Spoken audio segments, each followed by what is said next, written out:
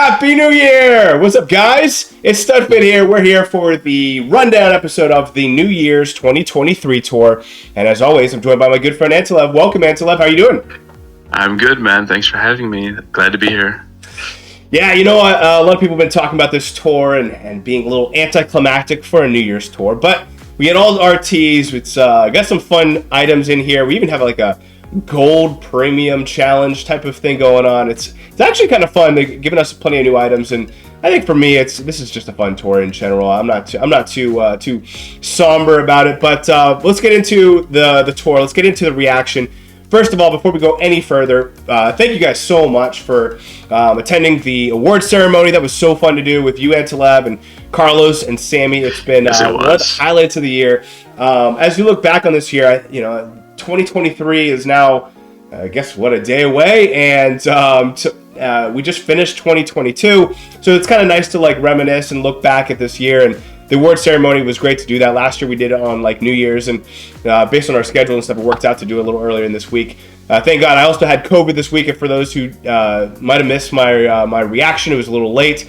Still recovering, so forgive me ahead of time. I'm going to be a little nasally through this rundown, but I couldn't hold back, especially with Antilev and doing some traveling this upcoming week. So, first of all, I just want to make a huge thank you to 586 people that filled out the survey. Thank you to everyone who supported the channel this year. Thank you to everyone who has participated in some way or another. Nintendo for gifting people.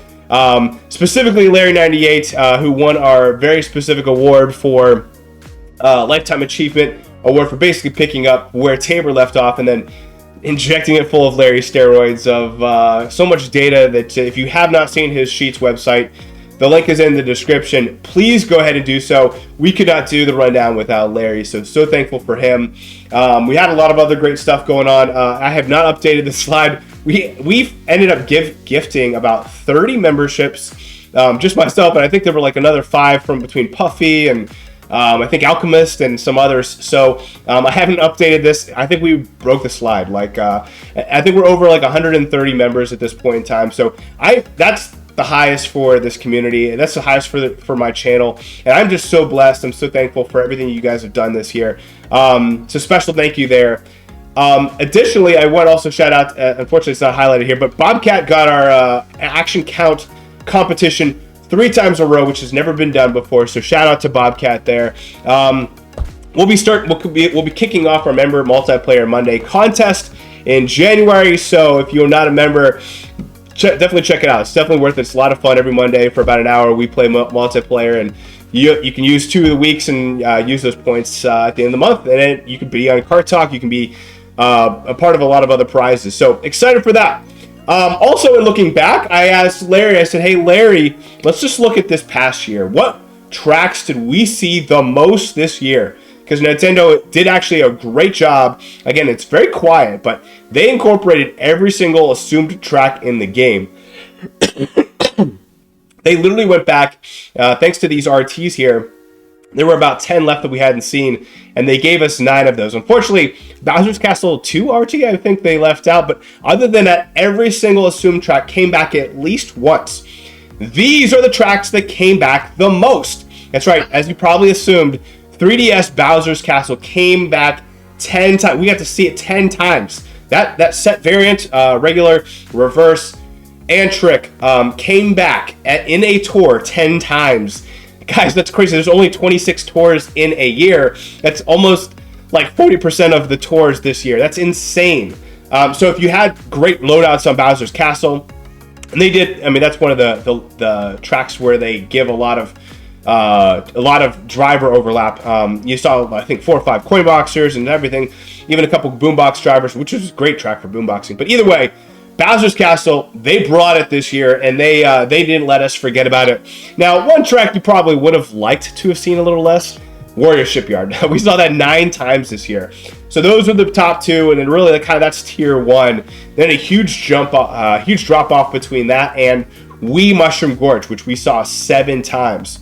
And then from there, it's kind of a mix. So Yoshi Circuit, Vanilla Lake, Sky Garden, Yoshi's Valley, Coconut Mall, all saw 6 times. So some of these we saw kind of in a cluster thing. I'm thinking like specifically Coconut Mall, we saw like back to back, almost 3 or 4 tours. Armex Vanilla Lake was like 4 tours ago or something too, wasn't it? It was really random. Also, in the summer. Yeah, most of these tracks, and then of course 3 tracks we saw 5 times. But many of these tracks are tracks that came out this year. So Bowser's Castle came out at the beginning of the year with Warrior Shipyard.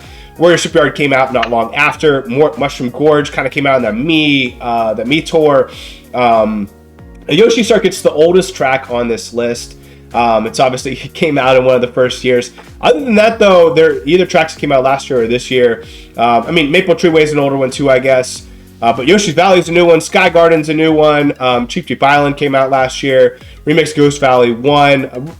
Relatively a newer track. But again, this is what this year was. If you had great coverage on these tracks, you crushed it this year. You absolutely crushed it. So I reached out to my friend, a Turtle Dude, and he blessed me with some good data, which I always love. And so I said, hey man, what were the driver, kart, and glider that would cover the tracks that were most used? Almost kind of like in a most valuable items and based on the tracks that were actually used. Again, we had no idea what was going to be used, and this is all This is all data looking backwards.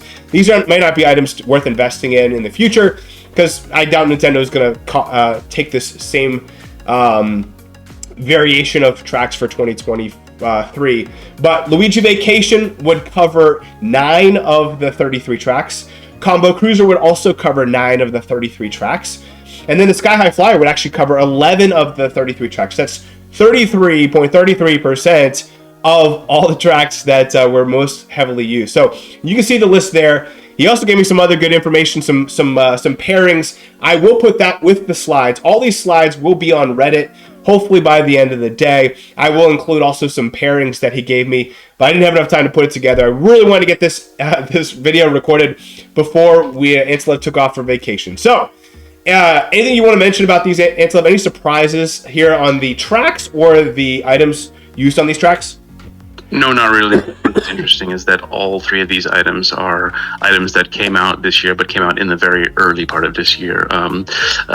Luigi Vacation is in the very first tour of the year, if you don't count the New Year's tour. The Combo Cruiser came out in the LA tour, which I think was in February, and then we had the Sky High Flyer was in the Sky Tour, which was February and March, I think. So they've been around the whole year to take advantage of these tracks. So I think that's interesting. What's also interesting is that some of these items kind of died off halfway through the year. Combo Cruiser had a great all start. Really strong in the beginning of the year, all top 10 like early on. Yeah, no, for sure. Luigi Vacation was killing it this year, and then all of a sudden it seemed like he dropped off a cliff, but he still had great coverage. And so I think when we look back at this year and the award ceremony, what your favorite things are, but these are just, I thought it was interesting data, and you know how I am with nerding out on interesting data. So thank you to a Turtle Dude. These are just some of the examples of what you can do with this coverage optimizer. I do have a video walking through how to use this coverage optimizer. I highly recommend it. It's a really cool tool. So there you go. The other notable thing I have to mention, a huge shout out to Frenzy Grind, who mailed me this shirt. He went to the New York store there in New York and got me this awesome shirt. So huge shout out to Frenzy Grind, super stud, big fan, big friend of the channel. So thankful for that. All right, Antilev, let's get into this tour. We are now in the 2023 tour. Let's talk about the new items. Let's start with this black Mii Racing suit and his overlap to start off the tour. He does have 2 tracks that were released this tour. The rest of his 4 tracks were came out prior to this tour. What's your thoughts on his overall starting coverage?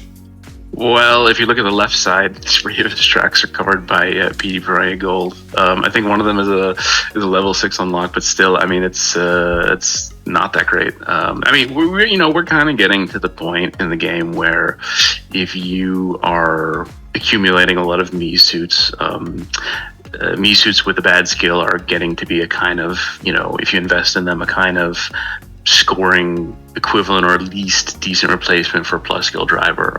You can get away with lower actions because of the higher base points, but at the same time there's a lot of plus skill drivers here. If you have gold PD Piranha, he's covering the 3 tracks which are I would say the most paywall here, and he's also got 2 overlaps with like Larry Wintertime, so I would say it's not the greatest start.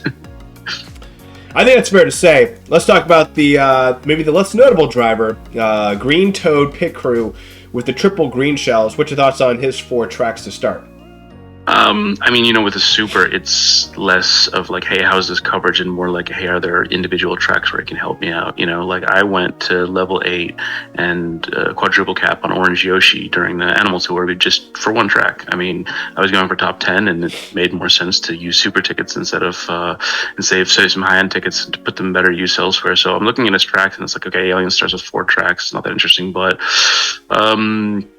I'm looking at that Ghost Valley 2 RT if you don't have PD Prime Gold or you don't have them at level 6. And I'm looking at that Donut Plains 3 RT. Those are both, you could use them there if you're like me and you got a full slate of like level 1 drivers on these courses. Yeah, you could be actually kind of useful there. But again, it's it's going to come down to your own coverage. I don't think there's a whole lot you can read into the starting tracks of a super, especially only starts with 4 tracks. So it's a wait and see on this one, of course. And now, the skill isn't good either. So yeah, the skill is not great. However, for Donut Plains 3 RT, this is a brutal top shelf, and for me, I don't have anyone. I don't have anyone invested. I'm not invested into White Tanuki Mario or Chef Rosalina. So taking him to 6 is an easy decision for all cup ranking, especially since we're using these tracks twice. So for me, that's an easy decision that I wasn't even aware of until I looked at this slide. So highly recommend at least contemplating that if you're going for all cup ranking and you don't have any of those guys. High-end tickets are at a premium. Well, we're not going to get them until the last hour of the tour, so not for this tour.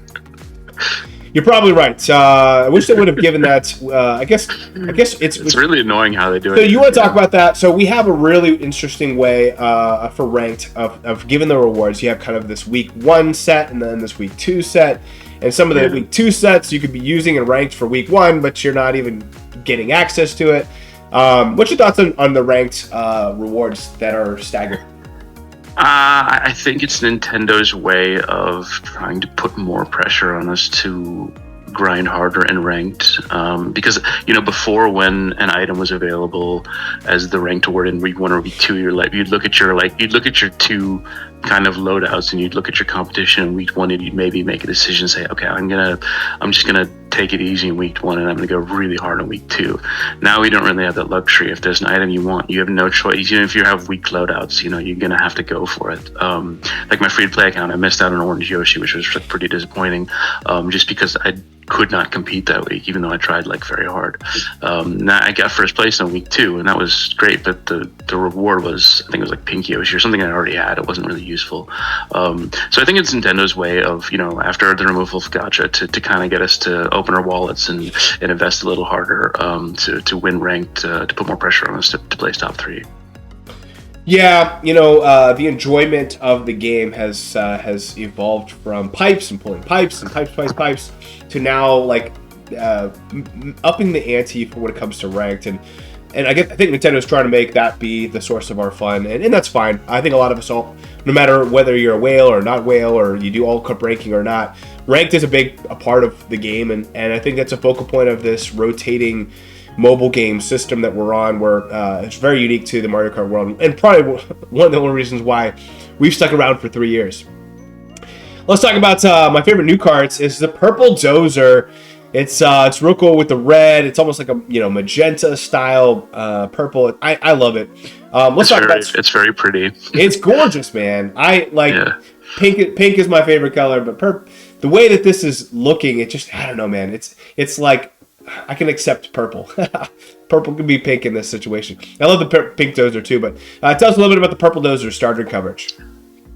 Okay, so just with everything in this tour, they're starting with all RTs. We're basically we have a lot of really old RTs. I think there's 6 tracks or 7 tracks this tour, which the last time we saw them is Toad versus Toadette tour, which is the last trick tour, which is I think around 15 months ago, 14 or 15 months ago, so a long time.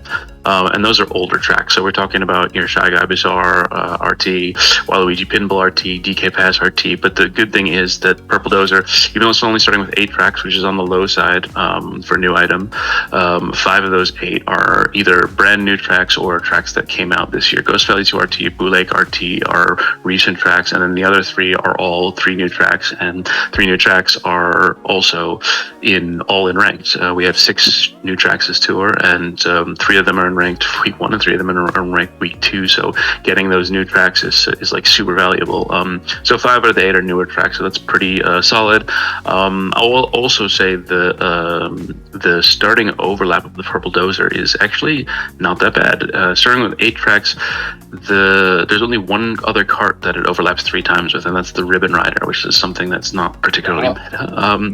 Looking at the ones where it has 2 overlaps, it overlaps twice with the Red Vampire Flyer, 2 overlaps with the Gold Bullet Blaster, 2 overlaps with the Black Dozer, 2 overlaps with Pink Dozer, and a few others that are maybe not worth mentioning, but not much overlap at all there. So it has a kind of intriguing start. It doesn't have like a crazy amount of tracks, not starting off like 10 or 11 tracks like some others do, but it looks pretty interesting. You know, Dozers have a pretty decent sized hitbox, not the absolute biggest, but it's big enough where you wouldn't necessarily want to replace it with a bigger hitbox cart. You wouldn't notice that much of a difference. Yeah, so I've been kind of launching a new term, minimal viable hitbox, meaning that this is kind of when you think about having a new Coinbox driver that's in the smaller size, you need a specific size of cart or above to be able to get, and kind of my Mendoza line, the minimum amount of like in order to think about an action, or like, because everyone can be like, oh, well, this is my line, or this is my minimum, this is my minimum.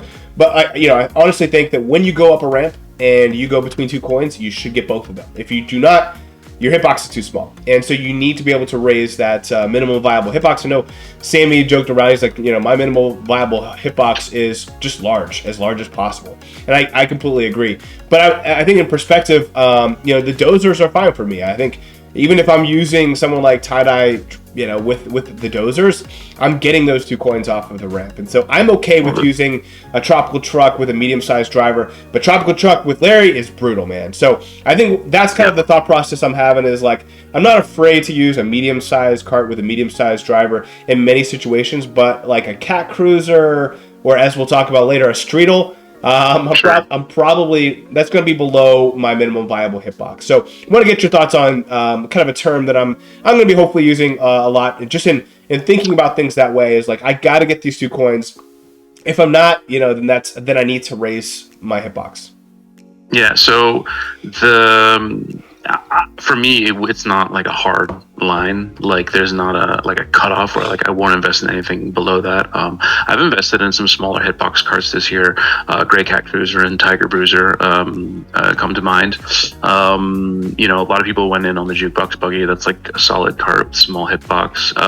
I think it has to be more like a trade-off. Like this, if you're gonna, now there are definitely going to be some carts that are so small that I'm not going to invest in a Marshmallow or an Egg, or something like or Pumpkin Cart, whatever, one of the Apple carts. That's just too small. And I think on my free to play account, I've got the Black Turbo Birdo and also one of the Brooms at level 4 and double cap, and I'm not even really considering those tracks covered anymore. I'm like, if I can upgrade those to a bigger cart, then I will. For me, somewhere around the I don't know, maybe I can handle a medium-sized cart. So like, I would say kind of Badwagon size is my lower level. Bad Wagon, Wild Black, Wild Wing kind of level. Those are small. Those are fine with a big driver, and kind of acceptable with a medium driver, but difficult. But always be open to possible exceptions. Maybe there's a smaller cart, but it has 35 tracks eventually. I'm open-minded to that. And then of course, the bigger the cart, then the less you would really want to replace it. I think there's a certain level where you don't look to replace it anymore. So like Tiger Bruiser, that's small enough where I kind of want to replace those tracks with a bigger cart now. For example, Grey Cat Cruiser, same thing, but those are quite small. I think Grey Cat Cruiser, the Cat Cruisers are in at 65%, and that's relative to the biggest carts in the game, the off-roaders. So that's really small. And actually, the model for the top 10 cuts off the size rating at 65%. So every cart that's 65% and lower, they're all treated the same as just the same size value, the minimum.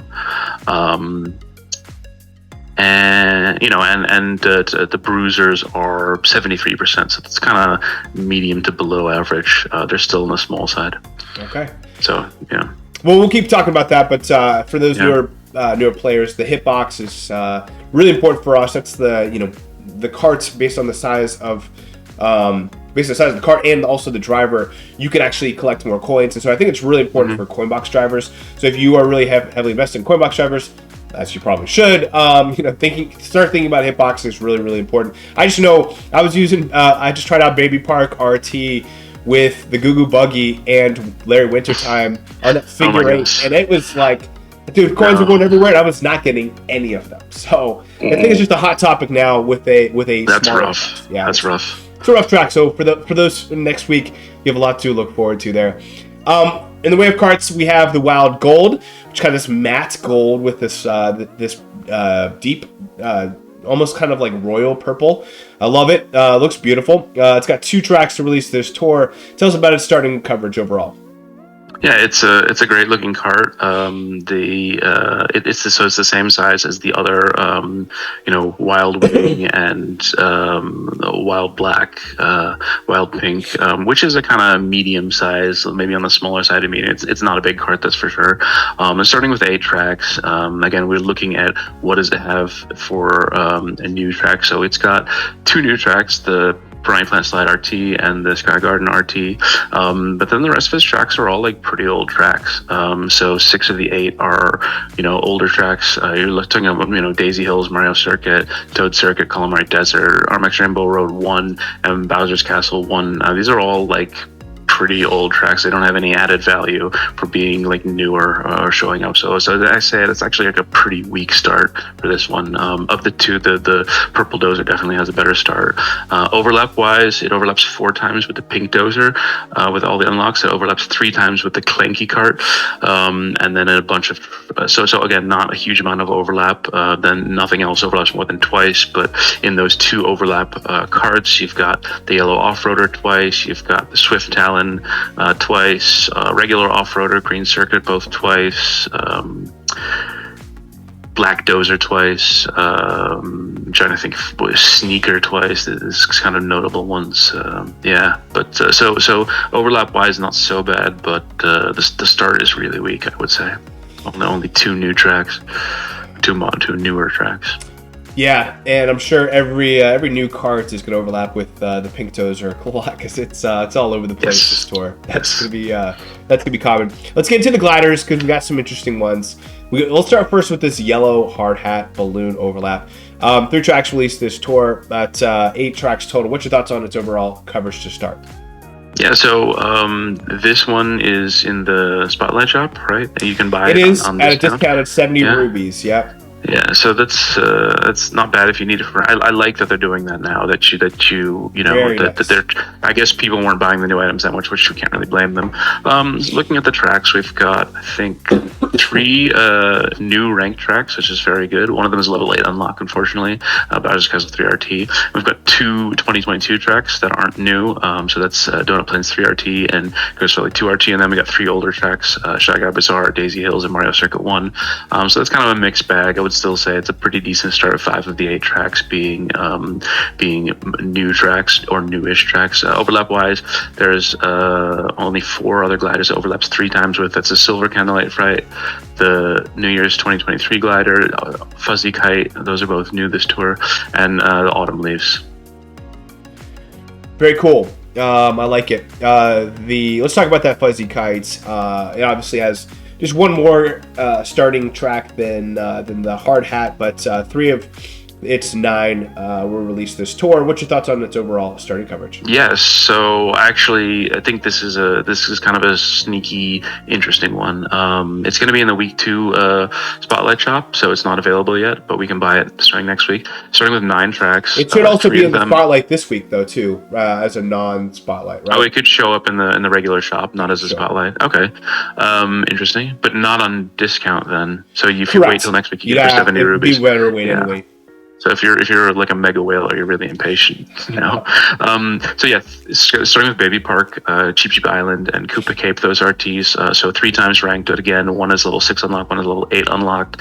So that's a little bit. If you want to go really hard on it that quickly, I don't know. And then it's got one newer track in the Ghost Valley 2 RT, and then it's also got a battle track, which is, I think battle tracks are really interesting if you go for ACR, because we have only 3 battle tracks in the regular rotation, and 2 of them are in every tour. Now, maybe you have this one covered already because it's been around so well, so you've made it a priority. I mean, like, I know I do. I've got like a level 8 triple cap glider there. But if you don't have it covered, that's a really valuable buff, because it comes back so often. We're having battle tracks in every tour. It's going to be 2 battle tracks, so it's basically a 2/3 chance any given battle track is going to be there, and twice in a given tour. So if you're going for ACR, you need to have good coverage there. So that's, I would say 5 of the 9 are good quality, and then you've got some older tracks: Waluigi Pinball, Shag Ivysaur, Calamari Desert, Bowser's Castle 1, but it's still like a pretty decent start, I would say. And then starting with the 9 tracks, and then like overlap wise, it doesn't have much overlap at all. There's only 2. It basically only overlaps with the other new items. The only items that have more than 2 overlaps are New Year's 2023 with 4, Gold Hard Hat Balloon with 4, and Yellow Hard Hat Balloon with 3. So another intriguing one, and I like the kites, so it might be one that I might consider picking up. Definitely looks pretty cool. Yeah, there's been some rumblings about people requesting that battle tracks be worth more than regular tracks in the algorithm, and I think it's a fair argument. It's hard to argue against it. That's for sure. I think the one thing against that is that battle tracks are never in ranked anymore, and I don't think they will be until we get a new sort of new battle track, basically, that's going to be in ranked. But at the current moment, let me see exactly, but I think battle tracks are actually worth more than anything else besides, battle tracks are the second highest value after RT right now, so they are worth a lot. Well, there you go. We'll see. Again, I hopefully they keep it out of ranked. I don't want a battle track in ranked, so hopefully we don't see any big changes there. But yeah, man, I'm with you. I appreciate you clarifying there. And I think one of my initiatives this upcoming year is actually to be a little bit more transparent with the algorithm, and so people can see kind of the nuts and bolts behind it. We'll talk a little bit about some of the changes later in the tour, but that is one of my initiatives going on into 2023. Let's talk about just to add to that. Sorry, like we actually do discuss a lot of this stuff in my Discord that is set up to discuss the top 10, just because the format that we have here doesn't really allow for like in-depth discussion on the nuts and bolts of the model and the decisions behind it. So if you are really interested in how the model actually works and how we make the decisions to do, what we do and how to calibrate it, feel free to join the Discord. And I'm not trying to plug it here because it's not like monetized or anything, but I mean, I'm just saying we don't have time to go into depth here, but there we do. Great suggestion there. Not everyone's on Discord, so I'd love to offer additional ways. But if you are passionate about it, there is a link in the description. Check it out. Definitely worth looking into. Let's get into, I think, one of the most interesting gliders that we've seen in some time. This is a glider. Obviously, it comes with the same number of tracks as some of the things we've seen released this tour, so nothing crazy there. But what's interesting about it is it comes paywalled. It comes in this gold premium challenge, and it's a gold glider. Typically this would have came in a gold pipe, and we would have pulled it with a bunch of other gold items, and would have got dupes, and this would have had a nice, great start, just like all the other special pipe items. But it's coming in a very high premium that I think a lot of Gold Pass only and free-to-play players will look at and say, I hope it gets incorporated in the Spotlight shop down the line. What's your thoughts on its initial coverage, and should people be taking it all the way up? So the Gold Hard Hat Balloon is in the Gold Premium Challenges, which is basically an old 45 ruby banner in disguise. You get 42 rubies and a new item for, I think, it's not quite the same price as the old ones. I think instead of 20, it's 15, but you also get 4 gold pipes, so it's actually like relative to, if you're a person who bought banner packs before, exclusives, then this is like a relatively good deal. But it is, most people don't buy banners, so I get that. The starting coverage is interesting, starting with 8 tracks. It's got, I think, 2 of the newer tracks. It's got Brine Plant Slide RT, and it's got Baby Park RT, and it's got 2 more new 2022 tracks, Ghost Valley 2 RT and Blue Lake 2 RT, and then the rest are older tracks, Calamari Desert, Mario Circuit 1, Bowser's Castle 1, and 3DS Rainbow Road. So half and half new, half old. Not a bad start, but I think the Fuzzy Kite probably has a little bit of a better start, and maybe the yellow hard hat balloons as well, slightly. Overlap wise, mostly again overlaps with the new items this year, this tour rather. New Year's 2023 is 5 overlaps, Fuzzy Kite 4 overlaps, and then finally the fireworks parachute. I think you can see it a lot in the graphics here. Fireworks parachute overlaps there 4 times, I believe. 4 times. Wow. Other than that, not too much overlap. So it's actually, overlap wise, it's not. We don't see a lot of items overlapping a lot with meta items in this tour, just because a lot of the meta items up until now didn't have a lot of RTs. I would say. Yeah, that's a good point. Then the last item we'll talk about here is the brand new commemorative item, the New Year's 2023. Which, if you are a newer player, these have been absolutely terrible. These have been hot garbage. Yeah. Every single year. Is the New Year's 2023 glider going to follow that same trend? I mean, when you talk about like an 8-bit glider, you're like, even if the starting tracks don't look that good, it's like a pretty safe bet because it's an 8-bit glider. When I look at these New Year's gliders, I think exactly the opposite. Like, even like regardless of what their starting tracks are, like I'm just like, it can't be good, right? But the start is actually kind of interesting. It's got 3 new tracks: Koopa Cape, Brine Plant Slide, and Sky Garden. So 3 ranked ones. Again, one is a level 8 unlocked, one is level 6 unlocked. That seems to see how they do it. And then it's got the Blue Lake RT, so another new one, and then it's got Cookie Land also, so it's a battle track in the 2022 track, and then 4 older tracks: 3DS Rainbow Road, Calamari Desert, Shy Guy Bazaar, and Mario Circuit 1. So a kind of similar starting set of tracks to the Fuzzy Kite, I would say, almost exactly the same, and it has 4 overlaps with the Fuzzy Kite, also 5 overlaps with gold hard hat balloons, 4 overlaps with the fireworks parachute, 3 overlaps with the yellow hard hat balloons, and finally the only one that's not a new one is 3 overlaps with the New Year's Kite, the original New Year's Kite. Okay. So overlap also isn't too worrying here. It's really basically only overlapping with the new items this tour. But they do all overlap a lot with each other. We only have 23 unique tracks this tour because every single track is doubled except for Daisy Hill. So it's only logical that the newer items will have like a significant amount of overlap. Interesting stuff there. So I already did a video earlier this week, but huge shout out to Sam78IT, which, by the way, he and I have talked about doing a collaborative video to talk about his toolbox. So hopefully recording that next week and released in the coming weeks. But he and I have collaborated. So if you notice here, there are little Studfit logos, ruby colored, just kind of nudging you in the right direction to potentially research some of these items. They might be worth it for your account. There's a whole separate video out there. I'll put the link, a little card right here, so if you want to watch that video, feel free to do so. But Antilev, what's your thoughts on kind of what I nominated as some items worth looking into? I don't have a lot of drivers picked. There's not a lot of good ones there, man. I haven't. Yeah, there aren't a lot of good ones there. I would say maybe Cat Luigi. He snuck into our top 15 this week, so he's like kind of interesting. Maybe Dr. Bowser, but again, I mean that's really that comes down to how do you approach the game. Do you a lot of people won't even look at a non-plus skill driver, which is totally fair. I don't. I don't want to waste my tickets. The carts, there's a couple of good carts that aren't on there. I would say the Streetle is kind of flown under the radar, and it jumped up into the top 10 this week. But but there are a lot of good carts there. Armored Rider is pretty good. Coral Jet Cruiser is pretty good. But I can't really argue with any of the ones that you are talking about. Yellow Off-Roader, if you have the chance to get it this week and you don't have it, I would say definitely go for it.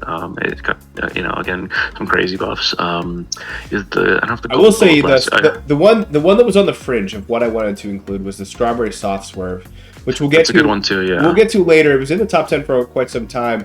Kind of fell off, even though it had a pretty good tour. We'll talk about it more later, but that, to be honest with you, behind the scenes, that was the one I was on the fringe of. I thought about including the Combo Cruiser, the Armored Rider. Yeah, I mean, these are some of the ones that for a lot of Sure. accounts would pair well. But I think at this point in time, I didn't want to have 10, 12 on there. My goal is really to make it less confusing by just kind of targeting some real hot ones right now, especially for newer players. When I think about hopefully they're not using the Spotlight Shop to get dupes. Hopefully they're using the Spotlight Shop to get something new. And so if they're looking at just new items, these are kind of the ones that I'm kind of pointing out. Yeah, no, and I think that's really good because it's better to I mean, you can't get everything right. And looking at the gliders, nothing there like really sticks out. Maybe the record setter, that's a decent one. Silver Candlelight Flight, I think you have that one there already. Golden. I did make one change. I added I think it was the vanilla and chocolate balloons. Yes, that was not on there before, but I had to put it on. So I took it off of the Mario hat balloons. I think the Mario hat balloons is pretty strong though too. So that was the one that was first out. If you think about like the NCAA tournament, there's kind of a first out, first in. Like they have to draw the line somewhere. That Mario hat balloon was first out. Like there's a lot of decent gliders there that are not, like Lava Rocks is a pretty decent glider. Wicked Toga is a pretty decent glider.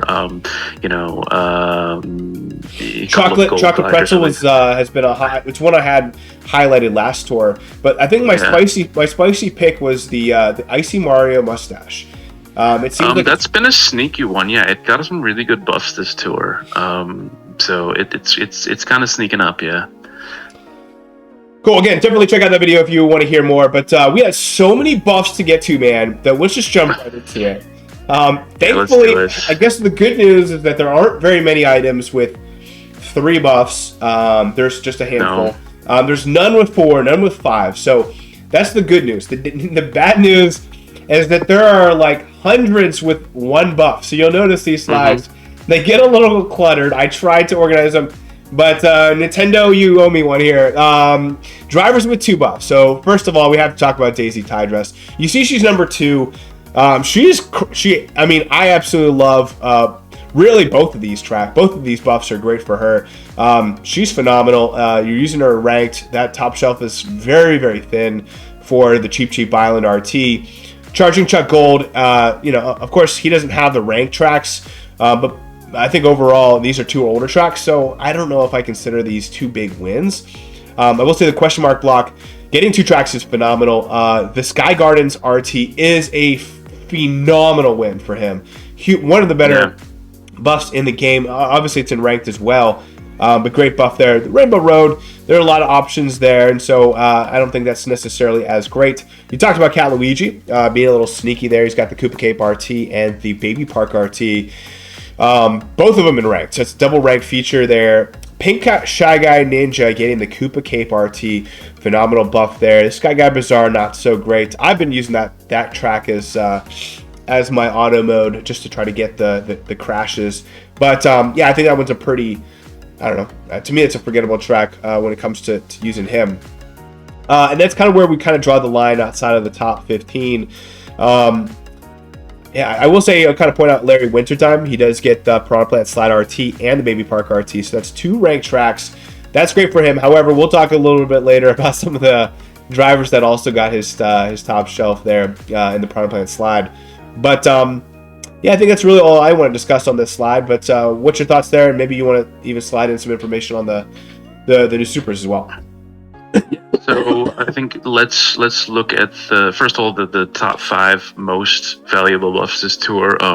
It's not on Daisy Dress is coming in at number 4 with her Cheap Island RT buff. That's an exclusive for her. So that's a massive win. This is Daisy, her ranking has been carried by first of all the number of tracks she's getting. So she's gotten like a pretty decent number of tracks. 25 is really good for a Cormax driver, but she hasn't been ranked that much. She's been carried by her exclusive. This week she got an exclusive, but it's also in week 2 ranked, so that's really great. 3D as Daisy Hills is not that fantastic, but I mean it's just kind of gravy, so she did really well. She did drop a spot, but we'll get to the reason why she dropped a spot later. but you know, she had about as good of a tour in terms of buffs as you can get. She's really peaking right now. What is it, 9 exclusives at this point? 9 exclusive. I don't think we've ever had a driver with this many. Maybe Bowser Santa, when there was only like 4 Coinbox drivers in the game or something. But honestly, like yeah, I think Meowser even only peaked at like 7 or 8. You know, even when he was in the like height of his glory. So so she's doing really well.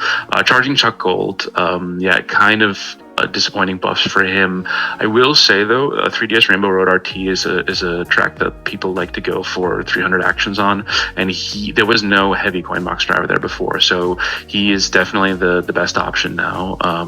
Neither of the Miis is top shelf there, the Coinbox Miis, so he's your best bet there in terms of hitbox, because you only had, I think, Pink Gold Peach, Yoshi Gold Egg, and Gold. You have to realize though, that's for like the elitist of the elite. I don't know if that's I mean, no, it's absolutely marginal, but it's just a point I'd like to make. You shouldn't invest in him for that track. I just something I'd like want to point out. Yeah, what I would say is I could probably use Larry Winter Time with the Streetle and probably get 200 actions blindfolded.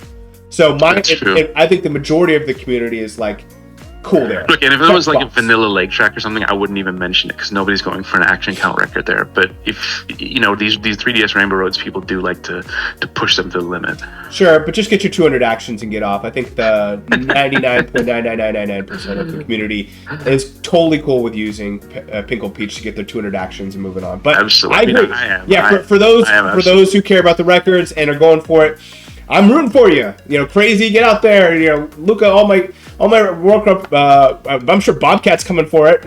He's been crushing these. He got 283 actions on DK Summit RT.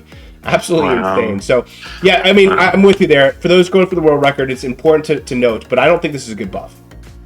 No, I mean, like, you would prefer he would get a new track, or at least a 2022 track, and you get 2 older tracks. So it's you know, from a value perspective in terms of the model, yeah, it's not good. So there aren't that many. Basically, there's only 2 drivers who got 2 ranked buffs. There's Larry, who got Baby Park and Prime Plant Slide, and so Baby Park RT with Larry, that's the 3rd most valuable buff this tour. The other 2 are single buffs only. It's Gold Me on Koopa Cape RT and Luigi Knight on Bowser's Castle 3 RT, but he got Larry got an exclusive. These are all exclusive, so that's a Coinbox exclusive for him on Baby Park RT.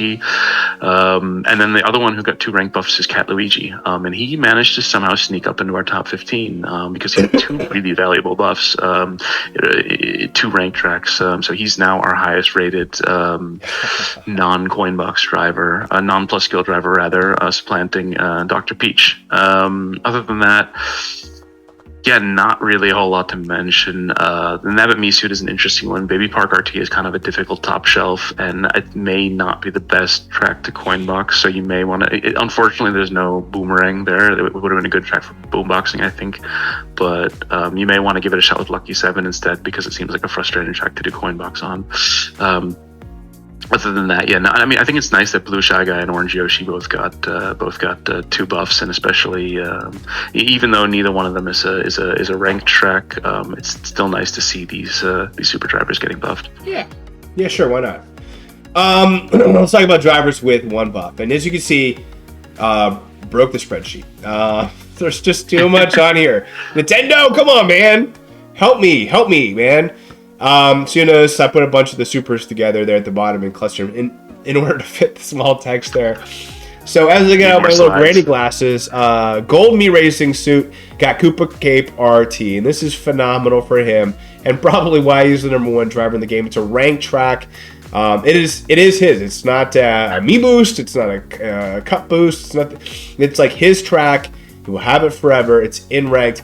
You know, we've talked about the Gold Mii Racing suit, and I've compared him to like Meowser, and I think like Gold Mii Racing suit will not follow the same buffing trend or cycle that everyone else has. Nintendo is going to want to make him more attractive. In addition to the Mii Cup boosts, the Mii base point boosts, everything there is glorified about the Miis. The gold, they still want people tearing up. They still want people moving and in some cases spending their money to get back up there. So the Gold Mii Racing suit is getting a ranked track, and honestly, you might want to get used to this, because this could happen throughout 2023. I'm not saying it will, but don't be surprised if this continues to happen, where he only gets one buff and it happens to be the one ranked track that where he's just a monster. Now, Petey Piranha gets a great buff here too with the Piranha Plant Slide RT. There's already a lot of good options on there, but if you like boomboxing, I believe he's the only boombox option on there. Really good for him. Luigi Knight gets a phenomenal buff. This is his track. This Bowser's Castle 3 R. He's the only good option, yeah. Man, he crushes it. I'm using like Builder Mario and me too. And it's a struggle bus, bro. This Luigi Knight, I mean, if you have to invest in him, and if you have to win ranked because you want to get that Mii suit, I mean, I think that's a smart investment. I think that between the week 1 and week 2, it's tough. If you don't have the question mark block suit, you should already be focusing in on week 2. Like, yes. that is your number one priority, is to get that question mark block. If you have to tier down for some reason in order to make sure that you have it next week, I wouldn't use any tickets week 1. I would just focus on week 2. Now, if you already have the question mark block, week 1's your focus, and that's your number one focus, because getting a dupe. I mean, it's especially for a Mii suit. I know it's we can't really buy it, but it's technically worth about 100 rubies. Not that big of a deal if you don't win it. Whereas you have to win the black suit. It'll probably come back in 2 months or so. But until then, you need the purple dozer as well, so you get 2 new items. Exactly. Well, and the purple dozer does go to a lower ranking. You don't have to be. I think it's all the way up to 5th or 6th place. Top 5, yeah. Top 5. Okay, there you go. So Luigi Knight is huge if you already have the question mark block. So just keep that. That's your back pocket move. I think if you have to throw tickets on something, Desperado mode on Tuesday, feel free to do that. Petey Piranha Gold, though, this is a great buff for him. The Piranha Plant Slide RT. He's been really sneaky. He has a good number of Coinbox exclusives already. And he's still relatively new, I think, out of some of the newer Coinbox drivers between Larry and even Charging Chuck. I think Petey Piranha Gold is the one to go with. He's got 6 exclusives, which is tied for 3rd already, which is... and he's a giant hitbox. He's a big hitbox. Yeah, and he's a big hitbox, yeah. Yeah, I think he's one of the few non-Miis that I've invested in. And when he gets these kind of buffs, I can't complain. Now, White Tanuki Mario gets the Mario Circuit 1RT. Not a great buff. This is an older track from 2019. Yoshi Gold Egg Gold something gets the Rainbow Road RT, the 3DS version. Mario Circuit 1RT is like the wooden spoon prize of this tour. That's like the one you want to avoid getting, because it's a short track with not a lot of action, so it's not even that valuable. When you have Giant Banana, you definitely want longer tracks. You definitely don't want a shorter track. I'm with you there. Yoshi Gold Egg, I mean, again, to your point, you'd rather have Charging Chuck there, Gold. Mario Samurai does get the Bowser's Castle 1 RT. He has 26 assumed tracks, 10 cities. We've already kind of talked about him, in previous tours, but he's outside the top 10 now. I don't know, if you haven't invested in him, I don't think you're missing too much at this point. He's kind of on his way out, but Petey Piranha Mii Racing suit, a really strong, one of the strongest Mii Racing suits out there. Has the Bowser's Castle 1 RT. That's not necessarily a great buff. But at a Mii suit, you kind of have like limited coverage comparatively. So he's only got 16 assumed tracks in 3 cities. So, I think when you're looking at that track, it's not terrible, but you would have liked one of the newer tracks, that's for sure. The Hammer Bro, surprising, gets this ranked track, Piranha Plant Slide RT, if you're desperate. But I think ultimately you have a lot of better options. King Mario gets a nice buff here.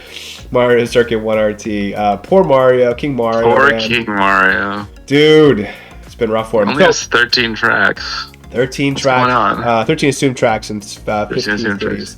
So, oh man, it's tough, man. It's tough. We'll see if it's not too late for them to change his trajectory, but it's looking really slim right now.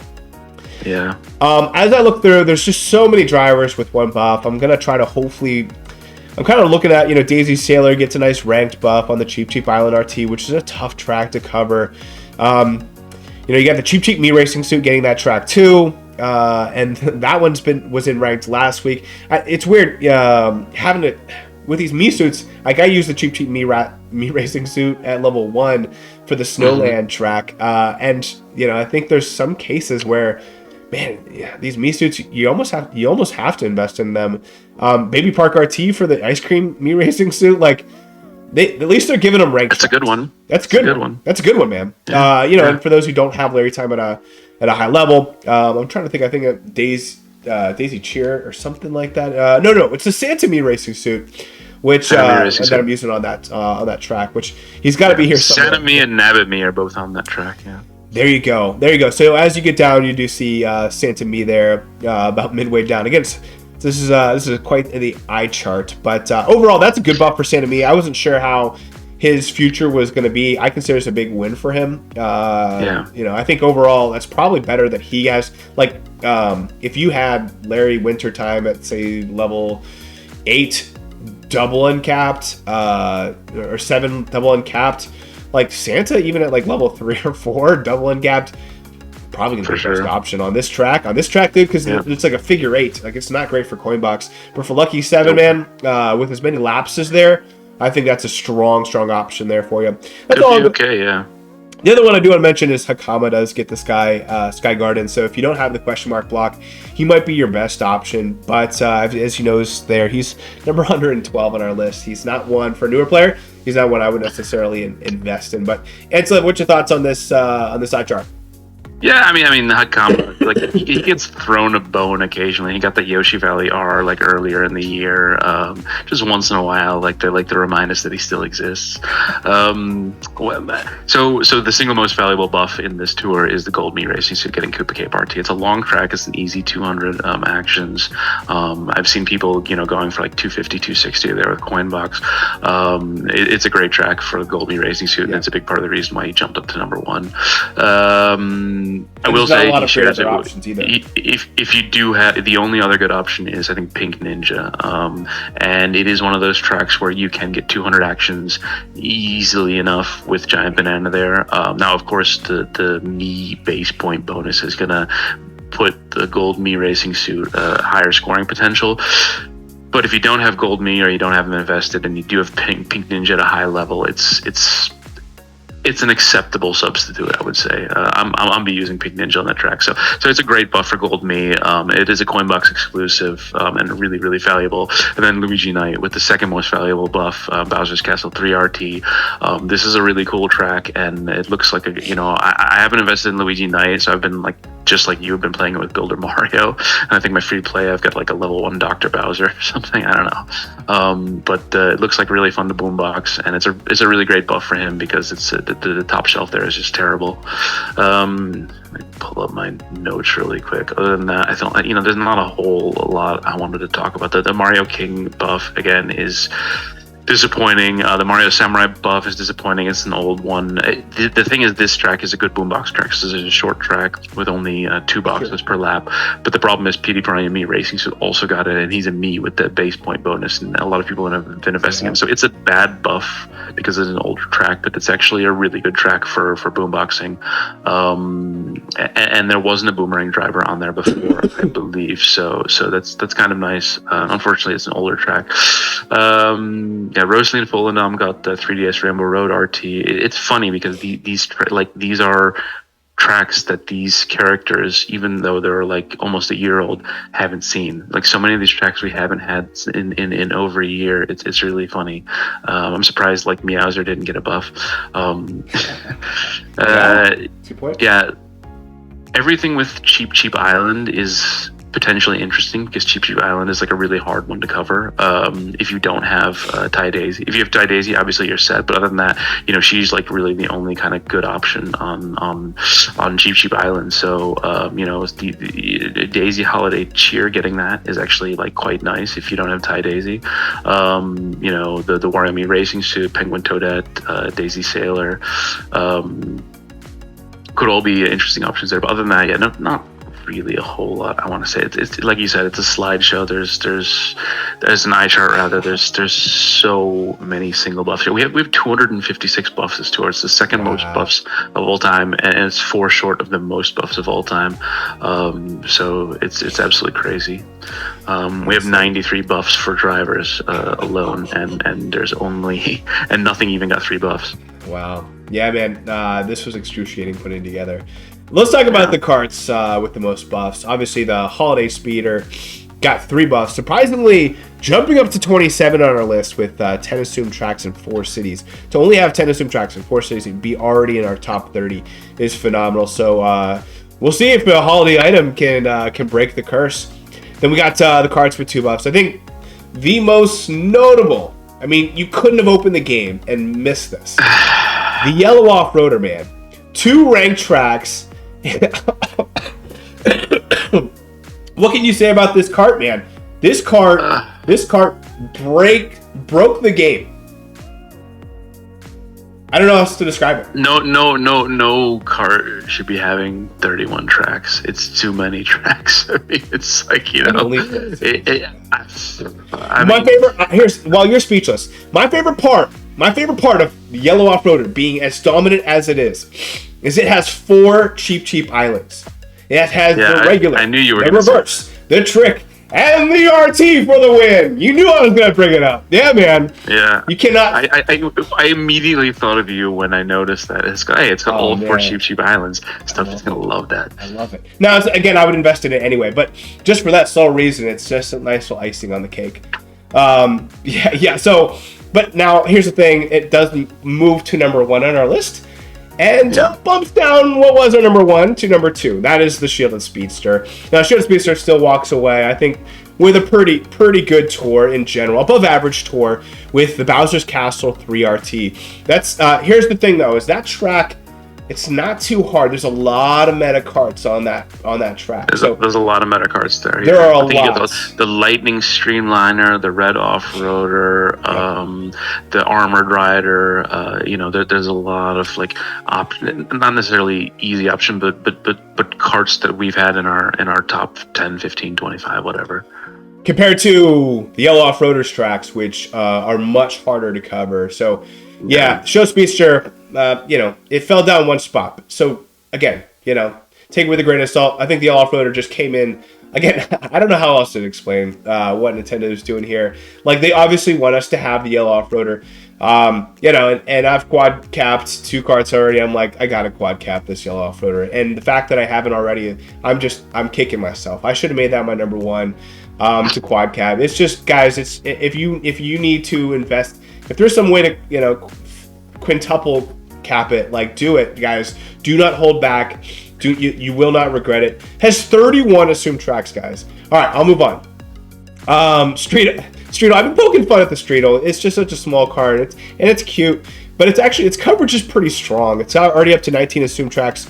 4 cities is number 3 on our list. Both the Sky High Garden and the Baby Park RT, solid ranked buffs. In a tour where we don't get very many items with 3 buffs, getting 2 ranked buffs is as good as it gets, really. These are 2 great buffs. It's got the Jump Boost Plus on 2 RT tracks, too. I think this is really strong for the Streetle.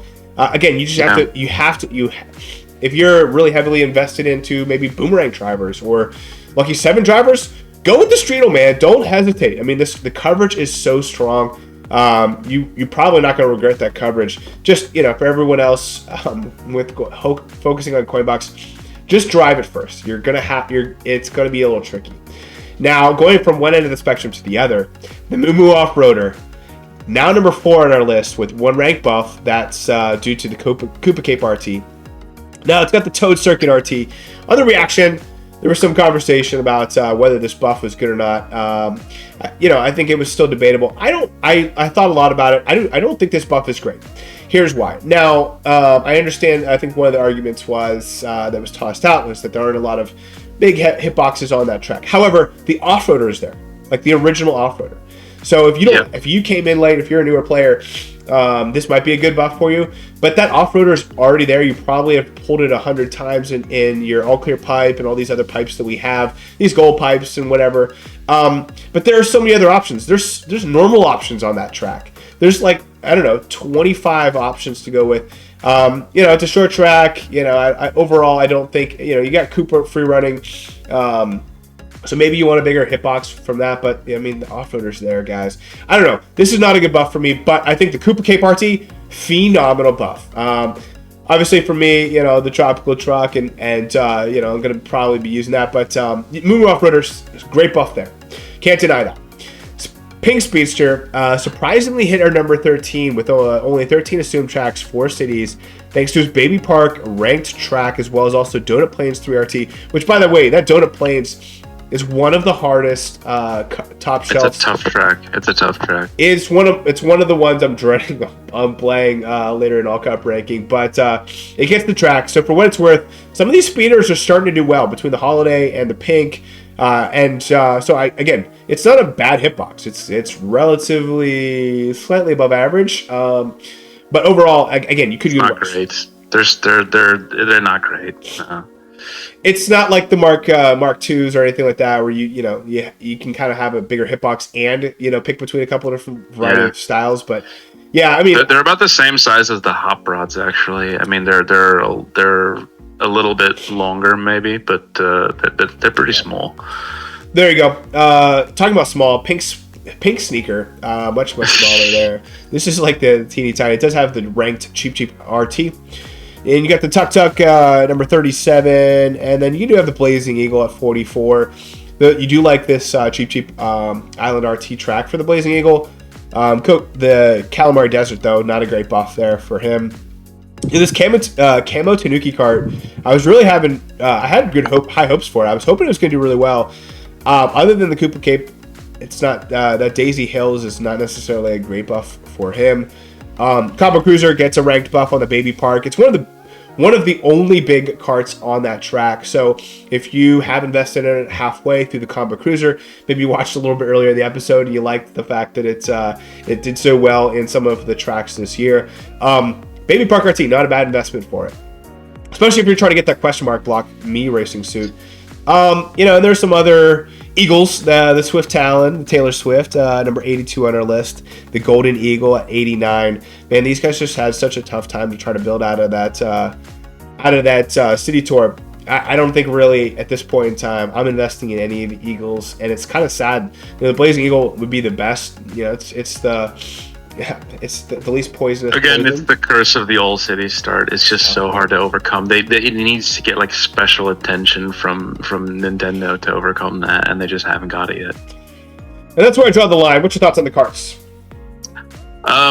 So we do need to go. Okay, so the Holiday Speeder actually, like, incredibly valuable set of buffs. There's only 3 Karts this tour which got 2 ranked buffs, and Holiday Speeder is one of them. The other 2 are Streetle and Yellow Off-Roader.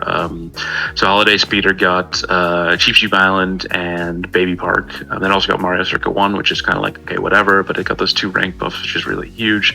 It seems like they're really pushing the speeders lately. So I think we have 4 or 5 of them in the game already, and they kind of came out of nowhere, and they just started putting a new one in every tour. But it seems like Nintendo wants them to be popular. They're pushing them. They're buffing them. We'll see. I don't know. They're on the smaller side of medium, so they're not like super interesting for me. The Yellow Off-Roader. So 31 assumed tracks is okay. Just to give you some context.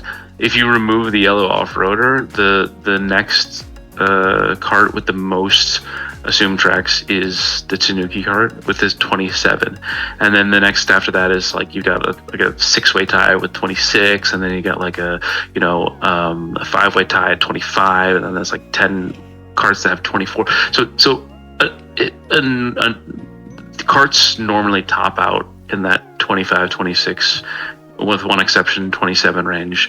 Yellow Off-Roader has 31 tracks. It doesn't make any sense. Like, why do they keep giving it more tracks? It has enough. I finally broke down this tour and invested in it because it just, I resisted for so long, but you cannot ignore it. And when you take into account the idea of like getting value for your money, especially with quad caps being in the game, it's kind of got to be your starting point, right? I mean, it just has so many tracks. It's insane. And it's got the hitbox, so absolutely deserved number 1. Even though it's pretty old now, more than a year old, it just has. You can't ignore it, and it keeps getting these crazy buffs. I'm really curious to see how it's gonna go. If it's gonna kind of be done after this, or if it's gonna keep going. I don't understand it. The way I see it, it's kind of like in fantasy football. Yeah, a lot of people have been like not drafting Travis Kelce, the tight end for the for the Chiefs, but like he's undoubtedly the best tight end in the game for the last 10 years, and he's not dropping off a cliff. That's the thing is, like, when it comes to this yellow off-roader, as soon as we're counting it out, like it's done, put a fork in it. Guys, Nintendo loves it. It doesn't matter what we want. It's what Nintendo wants, and they love it, man. They can't get enough. It's kind of, it's fitting that in the awards ceremony you had 3 items, one of each category, that are clearly getting this kind of treatment. And the yellow off-roader, Meowser, and the wonderful wings, they have longevity. They're being treated well, even way after they came out. But yeah, it's crazy. Moo Off-roader, it's like that 1 rank buff, so that's very good, especially a high action track like the Koopa Cave RT, and the Toad Circuit RT. It is a gold Koopa. It is a Koopa exclusive, so he's the only coin box driver on the track, and he's a small, so it is nice to have a big cart. But like I said, if you already have the regular off-roader, it's kind of redundant there. However, Moo Off-roader is probably the safest newish cart to invest in the game right now. Doesn't have a huge amount of tracks, but its start is really hot. It's super new. It's really in that point where it's getting, the buffs are coming hard and fast. If you want to take advantage of it, I think it's a pretty safe investment right now. It's kind of one of my picks for going forward for one of the better items. The item, just to clarify, the item itself is a guaranteed slammer. Like, it is going to do really well next year. The thing is, I want to make sure that everyone knows it's not because of Toad Circuit. I guarantee, if you do not have a top shelf cart for Toad Circuit, please let me know in the comments. Let me know in the comments of the video, because if you don't, I don't know what I'm gonna do, but I'll somehow find a way to get you the Moo Off-roader. But again, because you will have coverage. It's not that hard to have coverage on that track, period. Let alone decent coverage from. I mean, you probably pulled the Wild Black 7 times. Like, guys, don't. That's not a good track. However, this Koopa Cape monster buff. And you're probably going to, every tour, it's going to be like probably that for the next 5 tours. You're going to get 1 great buff, 1 mediocre buff, 1 great buff, 1 mediocre buff, and you're going to be a winner. Toad Circuit RT actually has no supers on the top shelf. Normals, oh my god. It has 3 normals, but normals are, there's such low base points. I don't know. I mean, I was just looking. I was just surprised it has no supers on the top. I thought there would be some supers too, but there are normals, and there's guys. Yeah, you're not. That's a waste. That's a waste of a buff, in my opinion. Hey, well, at least it's not the only buff. Other than that, not a whole lot to. I think the Black Carriage was kind of disappointing. It got 2 like really old tracks, and it's still just it was started in that All City tour, and it's up there for me for one of the worst carts of 2022. Yeah, other than that, not a whole lot to talk about here. Like the main thing, like you said, there's so many buffs. We have 96 buffs for carts, 52 on new tracks, and 44 on returning older retros. It's the ones that are worth talking about are the ones that got 2 ranked buffs, because we've got every tour now, it seems like 4, 5 or 6 of the ranked tracks are new tracks, and so if we need to talk about items that are getting those new ranked buffs, so yeah, fair enough. Good. Talking about so many buffs that we have, I couldn't even fit the words on here, and I tripled up on the bottom right corner there. But you'll notice at the very top, the Tropical Truck. Got the Koopa Cape RT. Now, again, I know the Tropical Truck, a little smaller in the hitbox, but its coverage, you can't beat it. You really can't. It's 21 assumed tracks, 9 cities. It's not that small. It's like a decent size. I know, but people bring it up. Oh, it's too small. It's too small. Hey, guys, I think it's too small if you're talking about the Streetle, you're talking about the Cat Cruiser, you're talking about like really tiny carts. But the Tropical Truck, big enough. Trust me, my wife says the same thing. As long as it's big enough, we're all happy. Gold Mold Blaster, on the other hand, not quite as big enough. It's got the really small hitbox, but it does have a ranked track. So this was one that was already in our top 15, top 10. It was already one to watch, and it was man, guys, to get this nice ranked buff, it's curious to see why they're doing that with a gold cart. They've been giving us a lot of gold carts lately, and it seems like all of them seem to be garbage, except for this one bullet blaster. So why couldn't they do this with gold trickster? I would actually invest in that one, you know. Or the was it the gold sweet ride or the gold sweet ride, golden eagle, whatever. I mean, anything that isn't like a tiny skinny box. I'm with you, man. I'm with you there. Flowery Badwagon, a really sneaky one that just popped into our top 10, probably due to a little algorithm change, but it's got the Coupe Cape RT. It's got actually, you kind of mentioned the Badwagons before when it came to the hitbox. Yeah. 19 assumed tracks, 6 cities. When I ran the Tropical Truck and also and again, unfortunately they get the same track here, but Tropical Truck and the Shield Speedster into a Turtle Dudes coverage optimizer, and just looked at tracks in 2022. Highly recommend this Flowery Badwagon. And so I've been keeping an eye on it. Here it is in the top 10. So definitely worth looking into. Definitely worth that nudge. Right next to it, one that doesn't need any nudging. You're very well aware of it. It's the Red Off-Roader. Number 8 on our list. 18 assumed tracks, 7 cities. Monster ranked. Again, the downside is that there are a lot of options. A lot of meta carts on this track already. As you notice, the next 2 that we talk about, the Red Vampire Flyer and the Lightning Streamliner, all top 10 carts, all with the same track. So you can kind of pick your poison there. They're all pretty good. I would say that the Red Vampire Flyer and the Red Off-Roader are the 2 surging. Lightning Streamliner kind of hit its surge, and then it's kind of leveled out, which is okay. Still really strong. Just highly recommend maybe the first 2 if you have to pick one. Then the Flaming Speeder. We talked about the speeders actually doing pretty well, and it's weird. They came out at the same time, and they kind of shoved it down our throats and all these alts, but really, like, all of them seem to be pretty good. We might even be talking about them next year as one of the top families. It's number 11 on our list. It's got this cheap Island RT track too. I would say if they had like a little bit bigger hitbox, we would be all over them. But because they're kind of on the small side, we're not so enthusiastic. I think you nailed it. Yeah, the Strawberry Soft Swerve, I kind of mentioned this before. This was my first out on the Karts, but I wish I could have included it. It does have a bigger hitbox, and it's on this Baby Park RT. Behind the Combo Cruiser, this might be the biggest hitbox that you can use, and honestly, if I had to pick between investing in either one, I'd probably invest in the Strawberry Soft Swerve. So it's again, a good cart, yeah. If you're going for this question mark block suit, and you have to invest in a cart, I'm just tossing this one out there. This might be one worth investing in.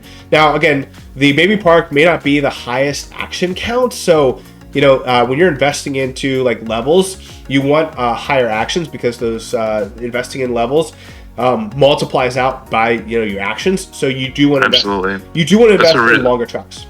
That's a really, really good point. Like, if you've got 2 tracks in ranked and one your target is 150 and one your target is 200, increasing one item 2 levels on the 200 track is going to give you like more total points in your rank than investing in the other one. So, and that we take that into account in the model as well, that the ranking algorithm, longer tracks are worth more. Tracks with a higher action gap potential are worth more. Yeah, we probably don't talk about it enough. I kind of work off of the DKR.exe spreadsheet. I think it probably works the same way with the Frenzy Fans calculator, where, if you plug it in, like, hey, what if I took this to this level? Here's what it would be, and that's already built into that. But just for your frame of reference, if you're looking at investing in one track or another, pick the longer track. That's your ticket's going to go a lot longer way, at least for ranked. Well, you could also take this opportunity to plug another tool made by a Turtle Dude, which is not a coverage optimizer, but it's a ticket optimizer, where you can put in either for ACR or for ranked, put in your inventory, put in the number of tickets you have, and it will tell you this is what you can invest in to increase and it's based a bit on DKR and the Bama GURPS tracker variants, and it will give you your optimal investment to increase your score on the chosen tracks, whether it's all of ACR or just the ranked tracks. I love that. It's a great idea. If I ever go for top 10 again, that would be the first place I go. But absolutely love Turtle Duty's been awesome to work with and really helpful. So definitely highly recommend any of his tools. He's got a number, and there seems to be growing. In our server, there's an ACR channel, and it has a lot of resources, a lot of tools. So all the tools we're talking about is available there in the Discord server. It's also, some of the one we've talked about is also a link in the description of this video. We also have the ice cream bus. There at number 14 on our list, 22 assumed tracks, 7 cities. Blue-green capsule cart, 22 assumed tracks, 9 cities. Your Cornell Jet Cruiser got a nice buff here with the Cheap Island RT, 19 assumed tracks, 9 cities, number 17, just outside that top 15. Green, yellow capsule carts. Again, this is one of the buffs that you might be okay with, but that one had a really strong start to the year, and so to have that track is not bad. 22 assumed tracks, 8 cities there. And then Armored Rider, 23 assumed tracks, 4 cities. Starting to wane, but that's a good buff there. Obviously, it's in ranked, which is pretty good there. I'm kind of just trying to skim. There's so many cars that got buffed. Don't really need to talk about them all. No. Yeah, that's about it. I will say for those, again, I'm a big the regular off-roader got a buff on a ranked track too, which is like really nice, you know. That's a good point for sure. Yeah, you know, I'm a Dozer fan, so it was nice. It's kind of interesting to see the Black Dozer. It had such a strong year. I think, what was it, 2019 or whatever.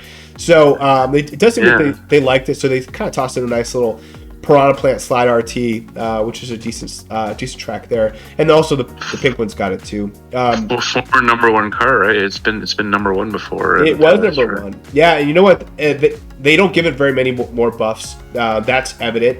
But the buffs that they do, for whatever reason, the buffs that do give it, it's nice. Like I don't know. Like there's occasionally they throw it a bone, and I do think like Nintendo does have like these favorites. They do have, again, that was the year of the black, where everything was black. It's one of these ones where like you invested in it then, so it's just nice to get a buff now. Look, if you're a newer player, you didn't invest in it, don't invest in it now, 100%. Obviously. But a lot of people have it at a high level, so yeah, that was a crazy year when we had the Black Red Sail, the Black Dozer, Black Birdo, Black Turbo Birdo. Everything black was doing really well. It was fun to reminisce. Anything you want to mention about these the remaining carts? Again, like there's so many. For the Flowery Badwagon, we'll get to it when we get to the top 10. There's a couple reasons why it got into the top 10. Having to do with changes in the model, but the again, like you said, it fits gaps really easily. It's kind of in that, you know, Gold Pumpkin or Mario Satellaview or Yoshi Kangaroo niche where it fits together with other meta cards. Looking at the red off-roader, it's like I'm always wondering why people are kind of down on this card, because if you talk to various people in the community, they're like, oh, you know, a red off-roader is kind of like between the yellow off-roader and the Moo Moo off-roader is kind of like a misfit child. It's like, no, it's like really good, but you know, actually if you look at its tracks, it's kind of like the Mario Samurai of carts, where it has great coverage, but it just overlaps with so many other meta things. If I'm looking at its like top overlaps right now, Lightning Streamliner 7 times, Flaming Speeder 6 times, Yellow Off-Roader 5 times, Silver King 5 times, Shielded Speeder 5 times, Red Vampire Flyer 5 times. Those are like a lot of really popular carts, you know, really meta carts, and it's just, you know, and I have the red off-roader at level I think 6 and double or triple capped on both accounts, because I thought, hey, it's an off-road, it's pretty safe, and it has good tracks, but I mean, yeah, it keeps getting the same. The problem is you have these villain themed tracks this year, and it's like all the villain carts are getting together. So you look at Bowser's Castle 3 RT this tour, so many carts got that, so many, you know, it's weird because a lot of great carts got it and like one decent driver got it. I don't know why they do it like that. Other than that, yeah, not really. Like, again, we could spend an hour talking about these buffs. Coral Jet Cruiser is a nice one. That's one we've been like talking about this year. I don't even actually own it myself, but I know a lot of people who are high on it. It's Cheap Island is like a tough one if you don't have the yellow off-roader, but you know, just at this point, just get the yellow off-roader. It's in the Spotlight shop this week. Just buy it. There. Man, it's really tough to look at these cards and try to disseminate some of the value. It's just spread around so thin. But I think you make a good point. It's like, you know, just pick a bad cart and like one of the baddies and just ride it out. It's kind of the same thing with the gliders too.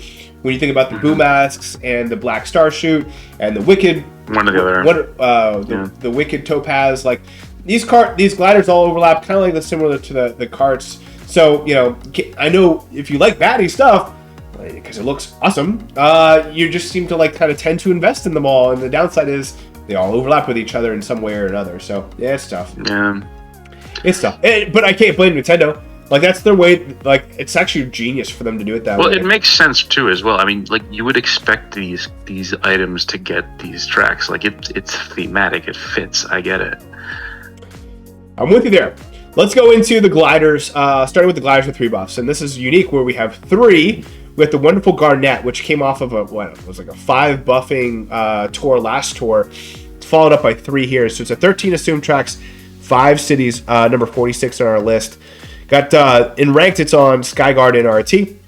It's a really tough one to have coverage on. I was struggling on it. I don't know how I totally forgot to buy it. And honestly, I'm kicking myself. I would have totally taken this one up because the other gliders are not great options for me on the Skyguard and RT. Great option if you got it and you want to invest in it. Still early. Of course, it's the January birthstone. The Garnet is. So, who knows? Maybe it gets another buff couple buffs next tour. Next month, I mean. We got the Autumn Leaves getting 3 buffs as well. 1 ranked buff, the Cheap Island RT. Festive Holly got the the Baby Park RT. The other ones are fine, but I think that's the big one there. I'm not a big fan of the Festive Holly, and seeing it at number 80 on the list doesn't necessarily get me any more excited. Talking about gliders with 2 buffs. It's still very new. I know it's very new, but I don't know. I'm scared. I'm scared of it, man. Gliders with 2 buffs. Secure Origami Glider number 3 on our list. Got the Bowser's Castle 3 RT. Green Cat Parafoil. Got the Cooper Cape RT. Silver Cat Light Flight. Got the Bowser's Castle 3 RT. Mario's Hat Balloon. Got the Piranha Plant Slide RT for next week. The Red and Gold Umbrella. Got the Cheap Island RT for next week. And then the Luigi Parafoil, which has been kind of sneaky. Number 30 on our list. Got the Baby Park RT. That's for gliders. The Baby Park RT is very tough to cover as well. Flying Flappers. Sky Garden RT. This is the one I ended up throwing some tickets in. I already kind of regret it. Sammy's favorite. By the way, it became one of my favorite looking. It's really cool and gives you plenty to view. So the view box that we talk about. Yes. As you're flying, you can literally see everything. Nothing's being blocked. And also, like, I don't know, they look really cool. The thing is like when I looked at my coverage, it doesn't do. I took it to 7 single uncapped. It only gives me 2 tracks. But the thing goes, like, I used it in ranked last tour, used it in ranked this one. It's a commemorative item. There's been some rumblings that commemorative items are slightly better than items that are not paywalled. But, the jury's still out on that. But overall, I think the Fire Flappers, for me, it's one that I like. It's one that I invested in. And it was kind of a knee-jerk reaction. I might regret it, might not. I don't know. But overall, I think if you're following a lot of the meta, it actually has a lot of overlap with things. So it's one I would highly recommend. Just look up in the spreadsheet. I wish I did. Again, I didn't throw more than like 4 or 5 tickets on it, but I mean that's 4 or 5 tickets I could have put on to take the Candlelight Flight to 8 or something like that. So Pink Gold Meteors gets the Piranha Plant Slide RT. Calico Toby and Balloon, huge win there. Got a double ranking with the Baby Park RT and the Koopa Cape RT.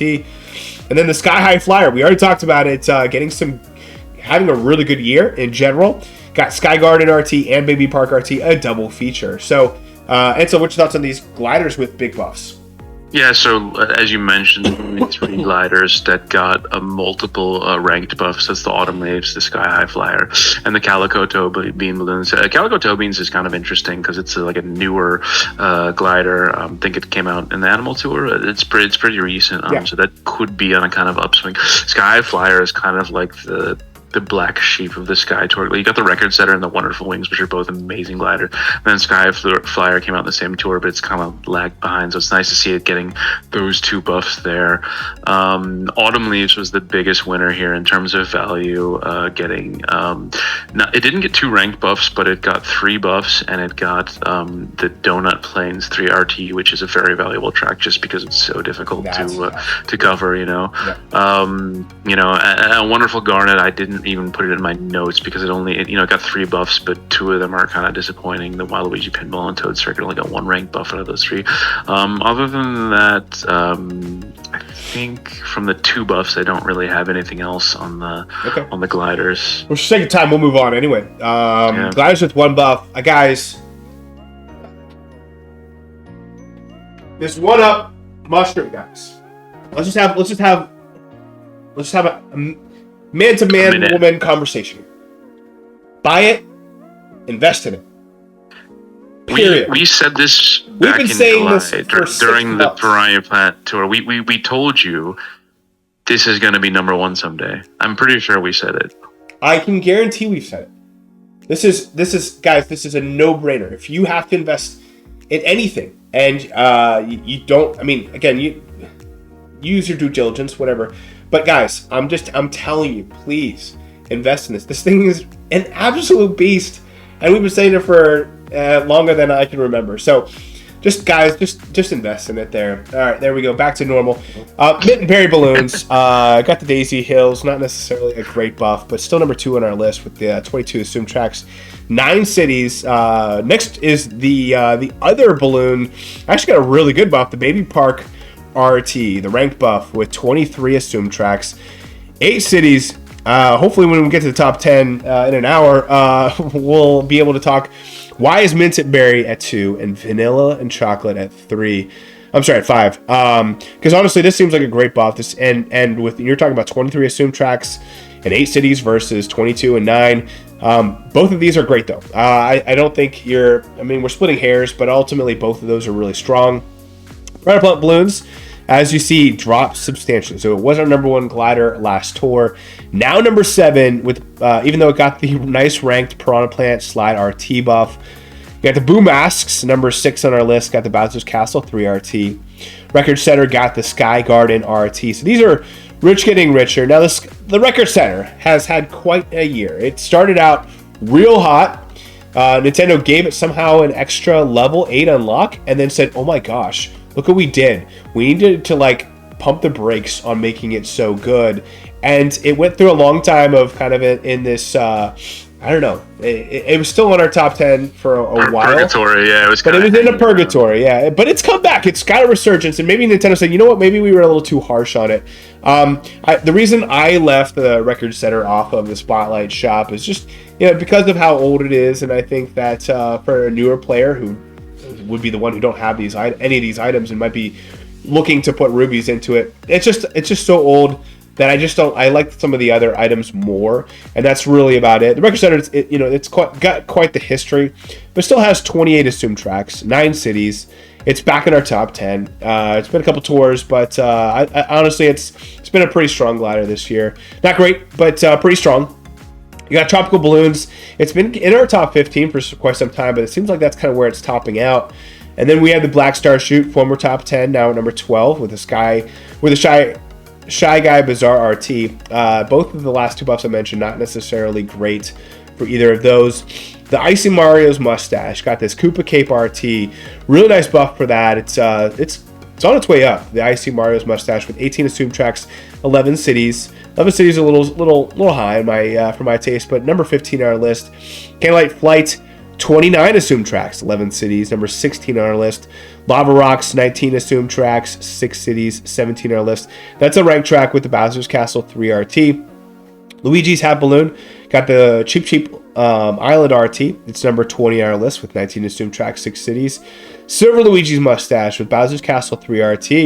19 assumed tracks, 7 cities. Wicked Topaz gets this nice Piranha Plant Slide, which is actually a really tough track to get glider coverage on. 23 assumed tracks, 8 cities there. Fire Manta Glider got the Cheap Island RT. That's a tough one for There's a couple tracks where it's really slim for gliders. Mm-hmm. Black Cat Parafoil got Piranha Plant Slide RT with 27 assumed tracks. 5 cities, former top 10 glider. Not a bad one to invest in either. Candlelight Flight Cake. It's been on a couple people's radar. 19 assumed tracks, but look at this, guys. 16 cities. That's really high. That baby park though, really strong glider though. If you already took it up. Origami Glider, Piranha Plant Slide. It's 21 assumed tracks, 12 cities. Tulip Corsage got the Koopa Cape. Para Pernini. I was gonna stop when I stopped reading off ranked tracks, but it seems like all of them are in ranked, dude. A lot of them are ranked. Yeah, a lot of them are ranked. It's maybe you only put the ranked ones here. That's how you kept it small. No, I mean actually, there's a lot less glider buffs. There's only 67 glider buffs compared to 96 cart buffs and 93 driver buffs. So they basically only buffed the ranked ones that they absolutely had to. It seems. Anything you want to add to these gliders? I think so. Yeah, a couple different things here. The 8-bit one of mushroom, as you're saying, it's a deserved number one. You should invest in it unless, but the thing is, it was released in the Piranha Plant Tour. So the Piranha Plant balloons also are very good. That's a kind of more likely one or the other. They overlap 7 times with one another.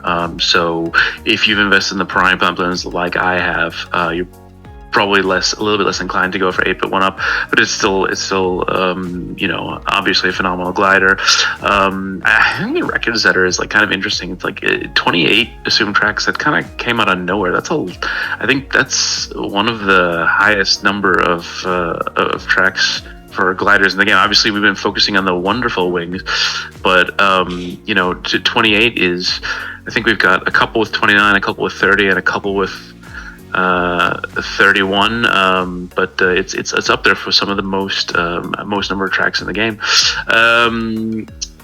Check my notes real quick. What I had down here, the Boom Masks got the Bowser's Castle 3. That's a really good one for that one. We're kind of looking at the Boom Mask versus the Black Star Shoot because they kind of came out in this same tour. To this point, the Boom Mask is very, very much the winner. You look at the buff that Black Star Shoot got. It's definitely less interesting than the one the Boom Masks got. Of course, I invested in Black Star Shoot. And beyond that, I did want to mention, Sky Garden RT is a very difficult top shelf. So let's look at the items that got that. Gold Cloud Balloons, Green Sprout for the Green Sprout gang. That's a big win, but it's also very good. And maybe if you're desperate, this old New Year's kite has it. Maybe you got that level 3, level 4, whatever from way back when. And then finally, I want to give a special mention to the Tulip Corsage. I think we're going to see that one eventually showing up on combinations because it fits really well with coverage of other things. And the interesting thing about the Tulip Corsage is it has an all city start, and it seems to be kind of being one of those rare items that's sort of able to overcome an all-city start to become a decent glider. I would definitely highlight that and say, hey, actually give that one a look. It might be helpful for you. I think from my main account, even if I would upgrade it to level 7 and double cap it, it would give me, I think, 10 tracks or something, which is crazy. Like, I don't have that often, especially not a glider which has an all city start. So it's kind of surprising. And finally, the bright balloons. That's one that we see a lot on your with pairings. So it's nice that one got a difficult a new rank track. Yeah, good point. Again, we got so many buffs. I apologize for those who have a hard time getting through the buff. That was a long section. So we'll try to get through the rest of this episode, the next 28 minutes. That is the goal. But we have made some changes to the algorithm. So I do want you to touch on that, Antilev. Yes, so if you when we get to the top 10 rankings, you're going to see there's like a pretty sizable shakeup. I mean, there's 3 main things which have happened this tour, and the first one is actually something we didn't do.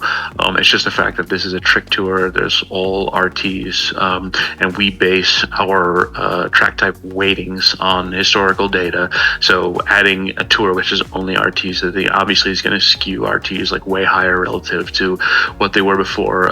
So the weighting for RT type tracks was 14% before this tour. It's up to 23% now. So any item which has like a good amount of RTs, you're going to see a significant jump, and any item which doesn't have a lot of RTs is probably going to fall. The other changes we made are actually way less impactful. This is the most impactful of any change. Now, I believe T tracks are still the highest percent. Is that correct?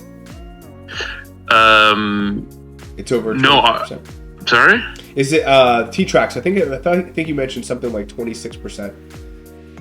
Oh, for maybe for the ranked appearances, Okay. but just for the All Cup ranking Yeah. appearances, RTs are the highest I now. see. Yeah. They were a bit lower than NRT tracks, normal, reverse, and trick tracks before this tour. Now they're like a bit higher, so they just kind of leapfrogged them a bit.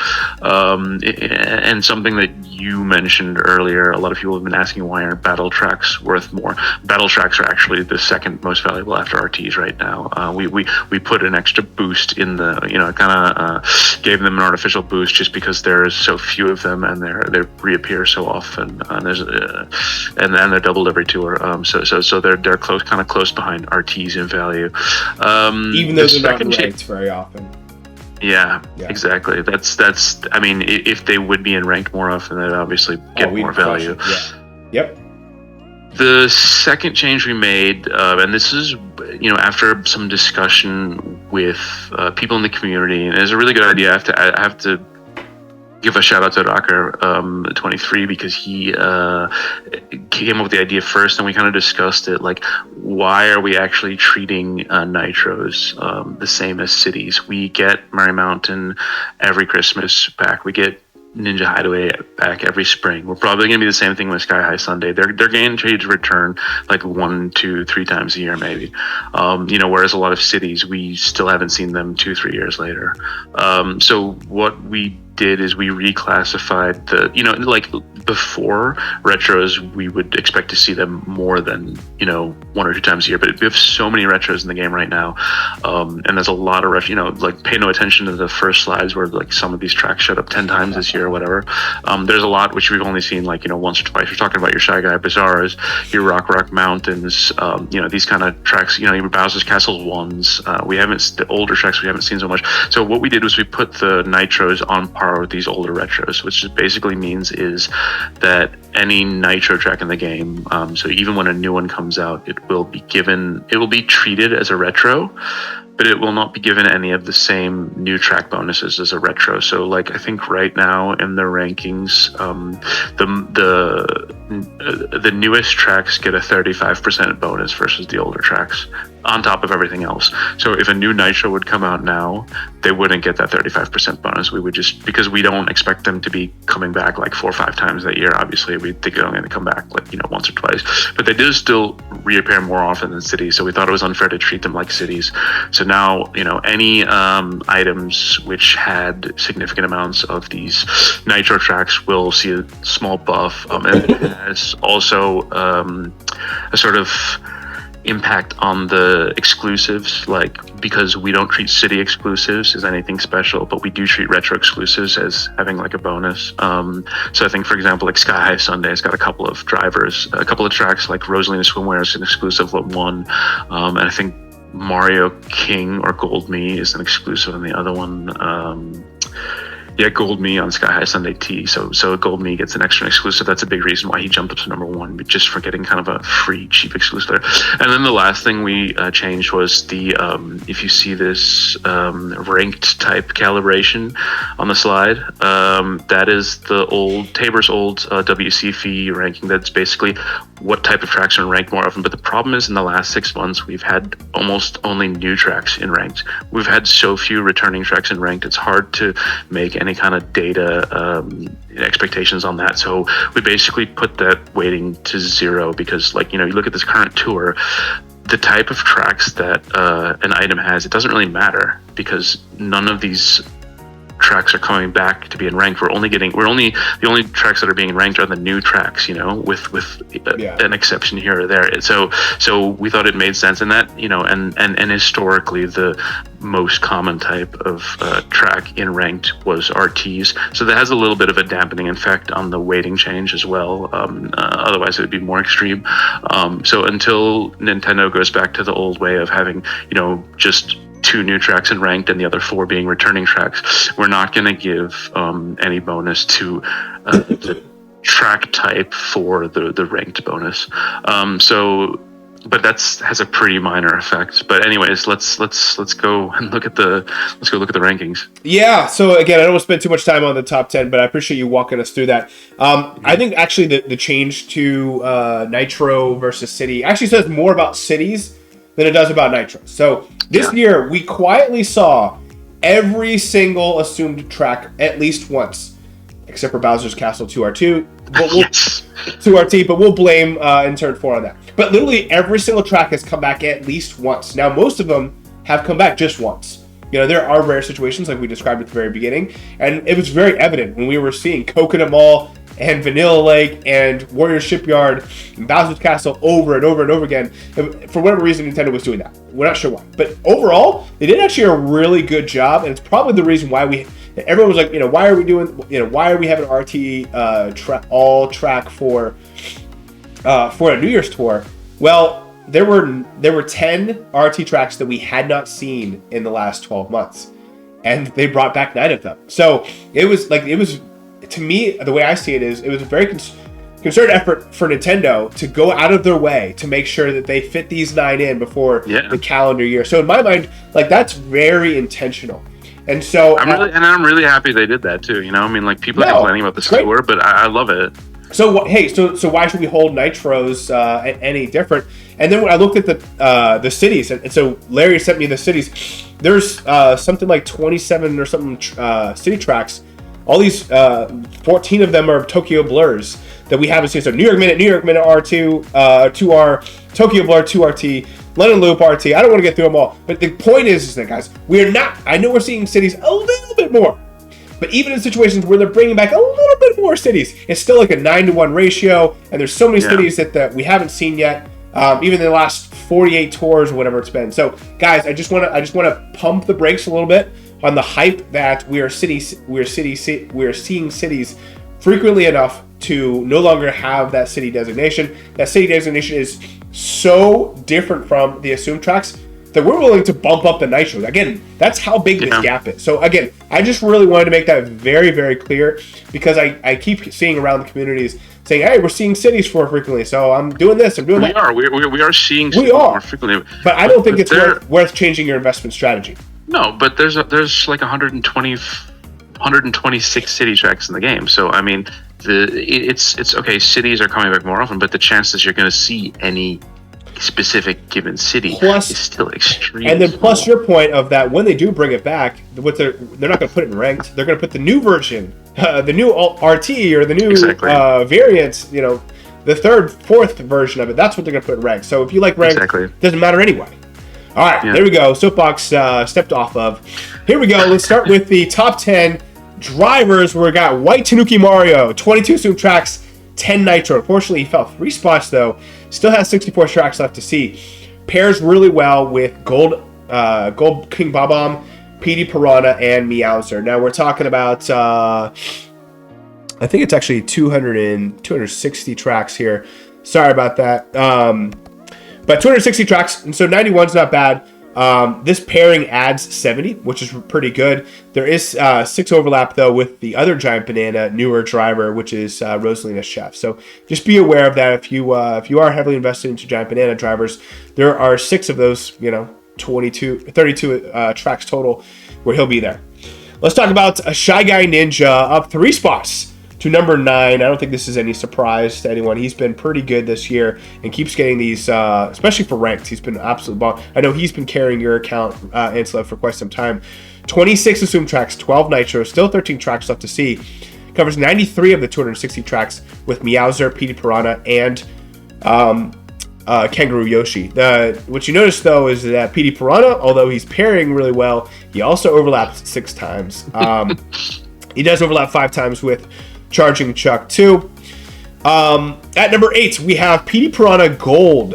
16 assumed tracks, only 5 nitro. Still has a whopping 122 tracks left to see. That's crazy, guys. He's one of the most up and coming. To me, I see him kind of as like a future shielded speedster. Like, he is going to be doing really well as the year goes into 2023. He does overlap 5 times with the non-gold PD Piranha and 4 times with Mario Samurai. At number 7, we have Luigi Knight. We talked about him a little bit. Not bad to invest in. He's got this crazy exclusive track here in ranked. He's got 21 assumed tracks, 8 nitro. Kind of sneaky there. 80 tracks still left to see. covers 90 of the 260 tracks with PD Piranha, which PD Piranha has become a great pairing, as you can kind of see from these last few slides. But he paired with Meowser and Kangaroo Yoshi, covered those 90 of the 260 tracks. He does overlap 5 times with Mario, Samurai, and Yoshi Gold Egg Gold something. We got PD Piranha at number 6, down 1 spot, 28 assumed tracks, 6 nitros, 53 tracks left to see. He's got 96 of the 260, which, by the way, is the highest. So when we talk about these pairings, you see a PD Piranha in a lot of them. This 96 out of 260, which you think about is pretty close to 100 of 260. So, basically 35-40% of the total assumed tracks is covered by this pairing. It's really, really good. PD Piranha is crushing it right now. Paired with Meowser, Kangaroo Yoshi, and Salaview covers that 96 tracks. The downside you have to be aware of is that he does overlap with the PD Piranha Mii suit 6 times, and also Pinja 6 times, with the gold version of himself at 5 and the Rosalina Chef at 5 too. Meowser, unfortunately, drops 3 spots. He's had a great year. We might need a new king or queen for 2023. He still's got 30 assumed tracks, 4 nitros. Still an awesome driver left to see. Driver in the game. He also has 96 of 260. Pairs really well with that PD Piranha Yoshi Kangaroo and Saddleview. He does overlap 7 times with Shy Guy Ninja and Mario Samurai, 6 times with Kamek, and 5 times with Gold Mii Suit, which is kind of a little alarming, but he's got 34 tracks, so it's not that big of a deal. Now here we go. Number 4, up 2 spots, question mark block suit. Thanks to this huge rank track where he is the number 1 option by far, he's still got 30 tracks left to see, which you're really glad about. Now the thing is he's not one of these metallic suits. So he's got 22 assumed tracks, 7 nitro, which is actually really good for a Mii suit. Really strong there. Highly recommend aiming for him week 2 in ranked. 2 different pairings cover 91 out of the 260 tracks. Which you can see there, a lot of PD Piranha everywhere, guys. He does overlap 5 times with PD Piranha, though, and 6 times with Saddleview.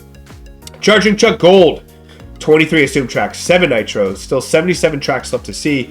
Covers 94 of the 260 tracks with that pairing. Then finally, we got Tie Dye. That's Daisy Tie Dress, 25 assumed tracks, 9 nitro, 9 exclusive Coinbox tracks. We want to make sure that's the highlight there. 50 tracks still left to see. Some good pairings, cover 95 of the 260 tracks. Those overlap only 5 times with Kangaroo Yoshi. So out of 34 tracks, only overlapping 5 times with one individual driver. That's pretty good. Downside is it's Kangaroo Yoshi. And now our number 1 driver in the game, Gold Mii Racing Suit. 25 assumed tracks, 4 nitro. And guys, all 39 of his tracks, he is the best option. He is the best option. Now, of course, you could argue that's a question mark block for the 1 or 2 tracks he overlaps with, but they don't overlap a lot. So, Gold Mii Racing, he's going to be your best option on all 39 tracks. Again, so this algorithm, one of the downsides is we can't even encapsulate how crazy the Mii suits are. We try, but it's impossible to encapsulate. And guys, but 39 tracks, he is the best option. His pairings, you can see with Yoshi Kangaroo, PD Piranha, and Meowser cover 93 of the 260 tracks. Does overlap 6 times with Yoshi Gold Egg, Gold Something, and Peach Happy. And 5 times with Meowser and Luigi Vacation. So, with our top 10, rounding out the top 15, Gold Egg, Gold Something at 11, Yoshi Kangaroo at 12, Mario Samurai at 13, PD Piranha Mii Racing Suit, another high, so the 3rd best Mii Racing Suit in the game right now, technically based on the algorithm, at 14, and Cat Luigi at 15. You can see the raw scores there. There's a pretty substantial gap between Gold Mii Racing Suit and Tide, in case you're curious about how close he is with Tie-Dye, but about 3 points different there. And then there's a huge gap between her and Charging Chuck Gold. And then really Charging Chuck and Question Mark are kind of on their own tier. Then huge gap between Meowser. Meowser dropped pretty substantially here. Antilev, tell us, why did Meowser drop? Why is Gold Mii at number 1? Anything else that you want to add about our top 10? Yeah, well, first of all, this is a tour with a huge amount of buffs. So any item which didn't get buffed is going to suffer. So that's the first reason why Meowser dropped. And the second reason is the model change, especially the track type weighting. So when we go through these, I'm going to tell you kind of every single one of the risers has a significant amount of RTs. So like Pink Ninja, 8 RTs. Luigi Knight, 8 RTs. Blockhead, 8 RTs. Mario Samurai, 8 RTs. Cat Luigi, who jumped 8 spots into number 15, has 7 RTs. Meowser only has 3. So that's a big reason why he went down. And Gold Me Racing Suit is a special case because we reclassified those nitros to being assumed tracks. Then he gets credit for them, but he also gets credit for an extra exclusive in the Sky High Sunday T, I think it was. And then he also has a new coin box exclusive in the Koopa Cape RT. So even though Daisy's Hydress got a great buff in her new ranked exclusive, it was still not enough to overtake to overtake the combination of the model change and the new data on the track types from the Gold Me Racing Suit. So that's like basically the reason why. I don't know how many RTs Tanuki Mario has or PD probably has, but I'm pretty safe to assume that it's low.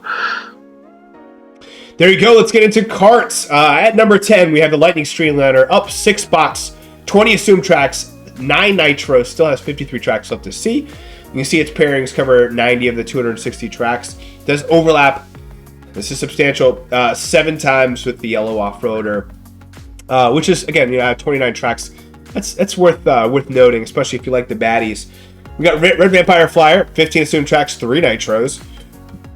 You see its pairings cover 87 of the 260 tracks. Because it's so new, it's a little lower there with the pairings, but some pretty meta carts there.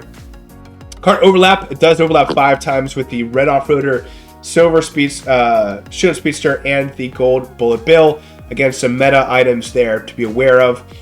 Yellow off-roader at 8, up 4 spots, 18 assumed tracks, 7 nitro, still 77 tracks left to see. Some unique pairings there with the Magnum Broom, and it's got some Cupid's Arrow. But again, the yellow off-roader is always going to pair really well with just about anything, even if it does overlap a little bit. It covers 87 of the 260 tracks. It does overlap 7 times with Lightning Streamliner, 6 times with the Flaming Speeder, I think is what it's called, and then the 5 times with the Gold Billet. Bullet Bill? Why am I forgetting? Gold Bullet Blaster. Bullet Blaster. Thank you. Here's the new one, Flowery Badwagon. 19 assumed tracks, 6 nitro, 59 tracks left to see. It's pairing actually because it's the new time I want to discuss it, but it's not too different. You got Yellow Off-Roader, Rumby Rider, and the Armored Rider, 93 of the 260 tracks. With 59 tracks left to see, surprised to see it covers 93 with that pairing. It does overlap 5 times with the White Bruiser, the I think that's the Vanilla Chocolate Mini Boss, and the Coconut One. At number 6, we've got this Gold Bullet Blaster. 21 assumed tracks, 5 nitro, 77 tracks left to see. Got a kind of the standard pairing there with the Armored Rider, Gold Pumpkin Cart, and the Yellow Off-Road covering 92 of those 260 tracks. And here we go. It does overlap 6 times with the classic Mark II, the Flaming Speeder, and the Red Off-Road. 5 times with the Red Off-Roader. At number 5, Tropical Truck, 21 assumed tracks, 9 nitro, 50 tracks left to see, which is sneaky high. It's been around for a while. Covering 94% of 94 of the 260 tracks with this pairing. It does overlap 6 times with the Cream Cat Cruiser and 5 times with the Sky Blue Mark II. There we go. Number 4, Moo Moo Off-Roader, already up 4 spots, guys. 16 assumed tracks. 1 nitro. Yeah, 1 city. 1 nitro, 1 city there. 147 tracks left to see. It's a lot of tracks left to see. Pairs pretty well with some of these meta items. Card overlap 5 times out of the 17 with Gold Turbo Birdo and the Pink Sneaker. 2 carts you probably shouldn't be too afraid of when it comes to investing in. Nothing there is holding you back from investing in this Moo Moo Off-Roader. A really safe investment if you have to go for it. Streetle, the surprising Streetle, up 10 spots to number 3. 19 assumed tracks, 4 nitro. Still has 122 tracks left to see. Really good for that usual pairing there with 91. Does overlap 6 times with this Gold Trickster and 5 times with the Strawberry Soft Swerve. Shield Speedster does fall 1 spot, as we've discussed earlier. 21 assumed tracks, 5 nitro. Still has 80 tracks left to see. That's good to hear. Got some usual pairings here. Kart overlap with the Piranha Pipes, the Red Off-Roader, and the Red Vampire Flyer 5 times. Finally, last but not least, 31 assumed tracks, 4 nitro. The number 1 card in the game, number 1 card of the year, number 1 card potentially of this game's history. Absolutely. 96 of 260. That is the highest for any cart. It does have 7 overlap with the Tanuki cart and the Choco Macaroon, and 6 times with a couple other carts. To round out the top 15, Flaming Speeder at 11, Strawberry Soft Swerve at 12, Pink Speeder at 13, Ice Cream Minibus at 14, and Warrior Wagon at 15. When you look at the raw score, it's not even close, guys. Yellow Off-Roader is the number 1 cart in the game. What do you want to say about the carts there, Antilev? So I posted in the server that we were talking about the top 10 rankings, what the rankings would look like with only the model changes and not any of the buffs. And Yellow Off-Roader jumped into number 1, and it was number 1 by not 11.5 points, but by 8 points. I mean, and the reason why is because Yellow Off-Roader has 12 RTs. Which is way more than any. Yeah, exactly. There's if you want to see a list of the items with the most RTs, join the server. I posted a graphic of them. It's stuff like Builder Toadette, Pink Dozer, Safety Glider, those kind of things. But the Yellow Off-Roader and to a little lesser extent the 8-bit Super Mushroom, they were both released in the Toad vs Toadette tour last year, so they had a sort of all RT start, and that's kind of the reason why. But then it got those 2 ranked buffs on top of that, so it's pretty clear why it opened up a big gap above the Shielded Speedster. Shielded Speedster, that's kind of like what I said before. As long as it keeps getting consistent, like 1 or 2 decent quality buffs, it will maintain its position. It had that hot start, and it's just it's. I know we caught a lot of flack for it being like the number 1 on the card of the game, but it is there. It is present. It's going to be involved in basically every ranked in every tour. It's going to be involved in ranked, and it's going to get a buff. Back from when we already called it number 1 going forward. So if you have it and you invested in it early, you're getting good use out of it. So I think the big surprise here is Streetle going up 10 spots. Kind of came out of nowhere. I didn't really expect it either. That's got 7 RT, so that it's a little bit down to the model change, but also got some pretty amazing buffs. Those 2 ranked buffs, like we said, not that many items got 2 ranked buffs. And Moo Off-Roader, that's kind of it's kind of having a similar start to the Shielded Speedster, where it's starting really hot, getting a lot of buffs really soon. 16 assumed tracks after. I think this is his 3rd tour or 4th tour maybe, but it's got a really strong start. And the Flowery Bad Dragon is the other big surprise here. Flowery Bad Dragon, 6 RT, so not like a crazy amount, but definitely above average. But it also has in its top shelves 1 Sky High Sunday variant and 1 Merry Mountain variant. So it gets a little boost from those being reclassified to assumed tracks as well.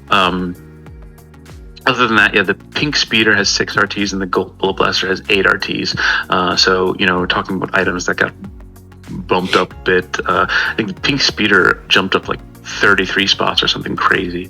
You don't see it here, but, a big part of that was a combination of buffs and having a lot of RTs.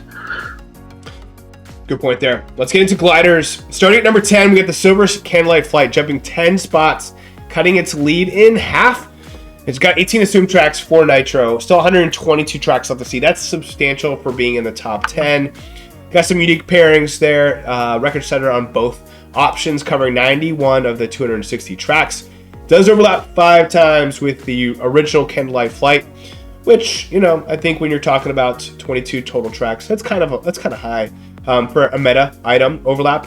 And then it also overlaps with the Flying Flappers and the Boom Masks, which Boom Masks obviously has been in our top 10. So just be aware of that. Wonderful Wings, though, guys. I wonder if its reign is done. It fell 7 spots. 29 assumed tracks, 12 nitro, 7 tracks left to see. It does have 101 of the 260 tracks when you pair it with the Fire Flower 8-bit and the Candlelight Flight and the bright balloons. Does overlap 8 times with the Aurora balloons and the Record Center. Which again, we were talking about a total of, geez, man, some of these gliders, the coverage total is just outrageous compared to. It's outrageous. So 41 total tracks for the Wonderful Wings. That's insane.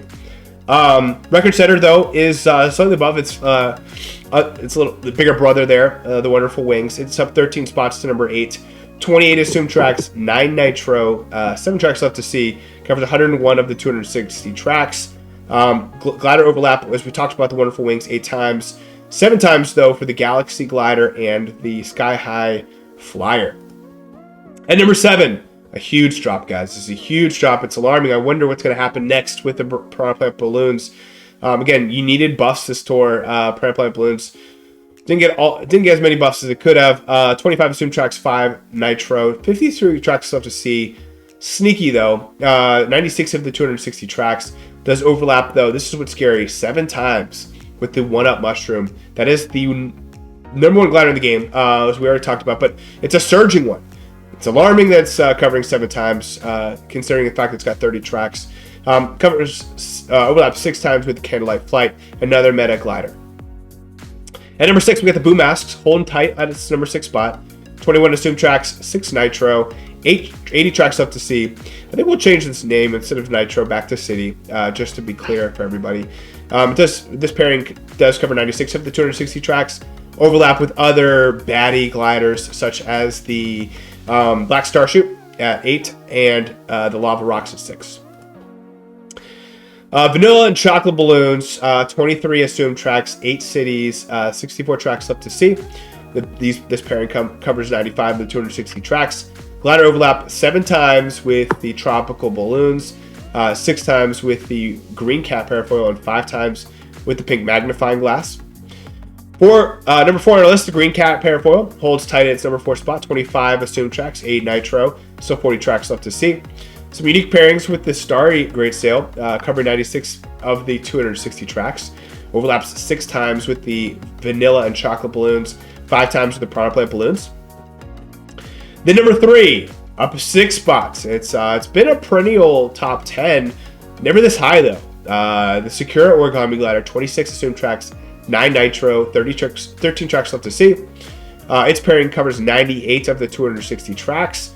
It's got overlaps 7 times with the Candlelight Flight, 5 times with the Black Starchute and the Dream Glider. At number 2, Mint and Berry Balloons, up 3 spots, 22 assumed tracks, 9 cities, still 64 tracks left to see, which is nice. Does cover 92 of the 260 tracks here. Glider overlap 6 times with the Mario Hat Balloons and the Flying Flappers, 5 times with the Aurora Balloons. And then finally, guys, the number 1 glider in the game, up 2 spots, 25 assumed tracks, 7 nitro, still a whopping 53 tracks left to see considering when it came out. That's phenomenal, covering 98 of the 260 tracks with these 2 pairings. Those overlap 7 times with the Mario Hat Balloon and the Piranha Plant balloons. So rounding out the top 10 into the top 15, Tropical Balloons, number 11, Black Starchute at 12, 8-bit Fireflower at 13, Mario Hat Balloon at 14, Icy Mario's Mustache at 15. Antilev, what's your thoughts on the gliders this week? So yeah, obviously this is probably the biggest shake-up we see, and the biggest surprise I think is the Piranha Plant balloons and the Wonderful Wings both dropping. Wonderful Wings didn't get a buff, so it's kind of like okay, and then also in combination with the model change, like the well, not change, but the different weightings. Like Wonderful Wings only has 3 RTs out of its, what is it, 29, 30 tracks that it had. So the value of all its non-RTs went down, so it makes sense that it dropped a lot of balloons. Again, that's the same reason why it went down. It only has 4 RTs out of its 25 tracks, whatever. Even though it got a buff, so it didn't drop as much as the Wonderful Wings, because it did get that one like valuable buff. But just everything around it got, again, this is a tour where, you know, so many items got buffed and so many items got valuable buffs due to all of the new tracks being in ranked and being like pretty paywall too for the most part. Like so all these other items around it got those buffs that it didn't get, I know. And then we talk about the items that did jump up quite a bit. They all have a good amount of RTs. Vanilla chocolate balloons up 9 spots, 8 RTs. Record setter up 13 spots, 7 RTs. Mint and berry balloons up 3 spots, okay, 7 RTs. Secure origami also up 6 spots, as 6 RTs. And silver candlelight flight went up 10 spots. Number 10 has got 6 RTs as well. So I mean, it's, you know, it's not that much of a surprise. I obviously don't like it that there's such a big change at the top, but like we're just going based on the data we have, you know, and you know, we think going forward, and especially including this, the RTs are going to be at least equal to other types of retro tracks, and probably a little bit more. So like we feel like pretty confident in saying that, hey, this is an accurate representation of the way things are going to be. Great points there. Before we move on, I want everyone who's watching at home to just drop a comment if you can in the live stream or in the comments, just thanking Alberto. Alberto has taken over, helping, supporting me on the slides, and I absolutely am loving how quickly his learning curve has been absolutely through the roof. So Marco has done a phenomenal job. He did it for about a year and a half or so. And then his schedule started getting really tough to work with over the summer, and so I took over and I've been doing it. And it's actually been pretty grueling to add it into addition to all the other recordings I'm trying to do, and you know, the busy life of being a dad and to everything else. So Alberto has kind of mentioned having this opportunity out there. Alberto has graciously stepped in and did a phenomenal job. So other than a couple minor tweaks, this is the second time doing it. He absolutely crushed it. So just huge shout out to Alberto. Thank you so much for what you've done. So if you appreciate the algorithm, if you appreciate the rundown, you appreciate anything of what we do, Alberto is a huge part of that now. So thank you very much, Alberto. Moving to top movers and shakers, kind of skimmed through some of this. I will say Larry Wintertime, this is a pretty huge jump. So he was 105 at first, and now he's up to 23, which for a Coinbox driver, maybe you're not surprised, but smaller Coinbox driver, maybe you're a little bit more surprised. But number 23, that's on the outside, just knocking on the door for the top 10. We'll see what happens going forward. Santa Me Racing Suit up 61 spots to 66. You like seeing that out of a Me suit as early as it is, just with this one track that it got. Builder Toadette went up 54 spots to 44. Rocky Wrench went up to 37. And then Wario Me Racing Suit to 57. To Karts, just kind of skimmed through most of the, because we're already over 2 hours, but Pink Sneaker went up 46 spots to 35. That's probably the most notable there. For gliders, the biggest notable one is the Origami Glider, went up 25 spots to 29. And then Icy Mario's Mustache, 21 spots to number 15. That's when we're looking at like early investments, and that's kind of why I put it on the Studfit's Spotlight Shop ruby colored logo there, is I'm really trying to kind of let people know what's surging, what's hot right now, what's up and coming, what's going to be in the top 10 in the future, and I can see that continuing to rise. Anything you want to add here, Antilev? You know, one thing I want to say, Larry went, because we see a lot that new Coinbox drivers jump a lot in the rankings, but light Coinbox drivers actually have like a pretty weak bonus in our system. They're a weak bonus? You mean like the negative? Like not that great. Like they're rated just slightly above Lucky 7 in terms of the skill bonus, and significantly below Giant Banana and Boomerang Flower. Just because like we think, you know, like you've got a light Coinbox driver, it's going to overlap with. We haven't had a light Coinbox driver for years, you know. So we put them down. I mean, that is absolutely a question of hey.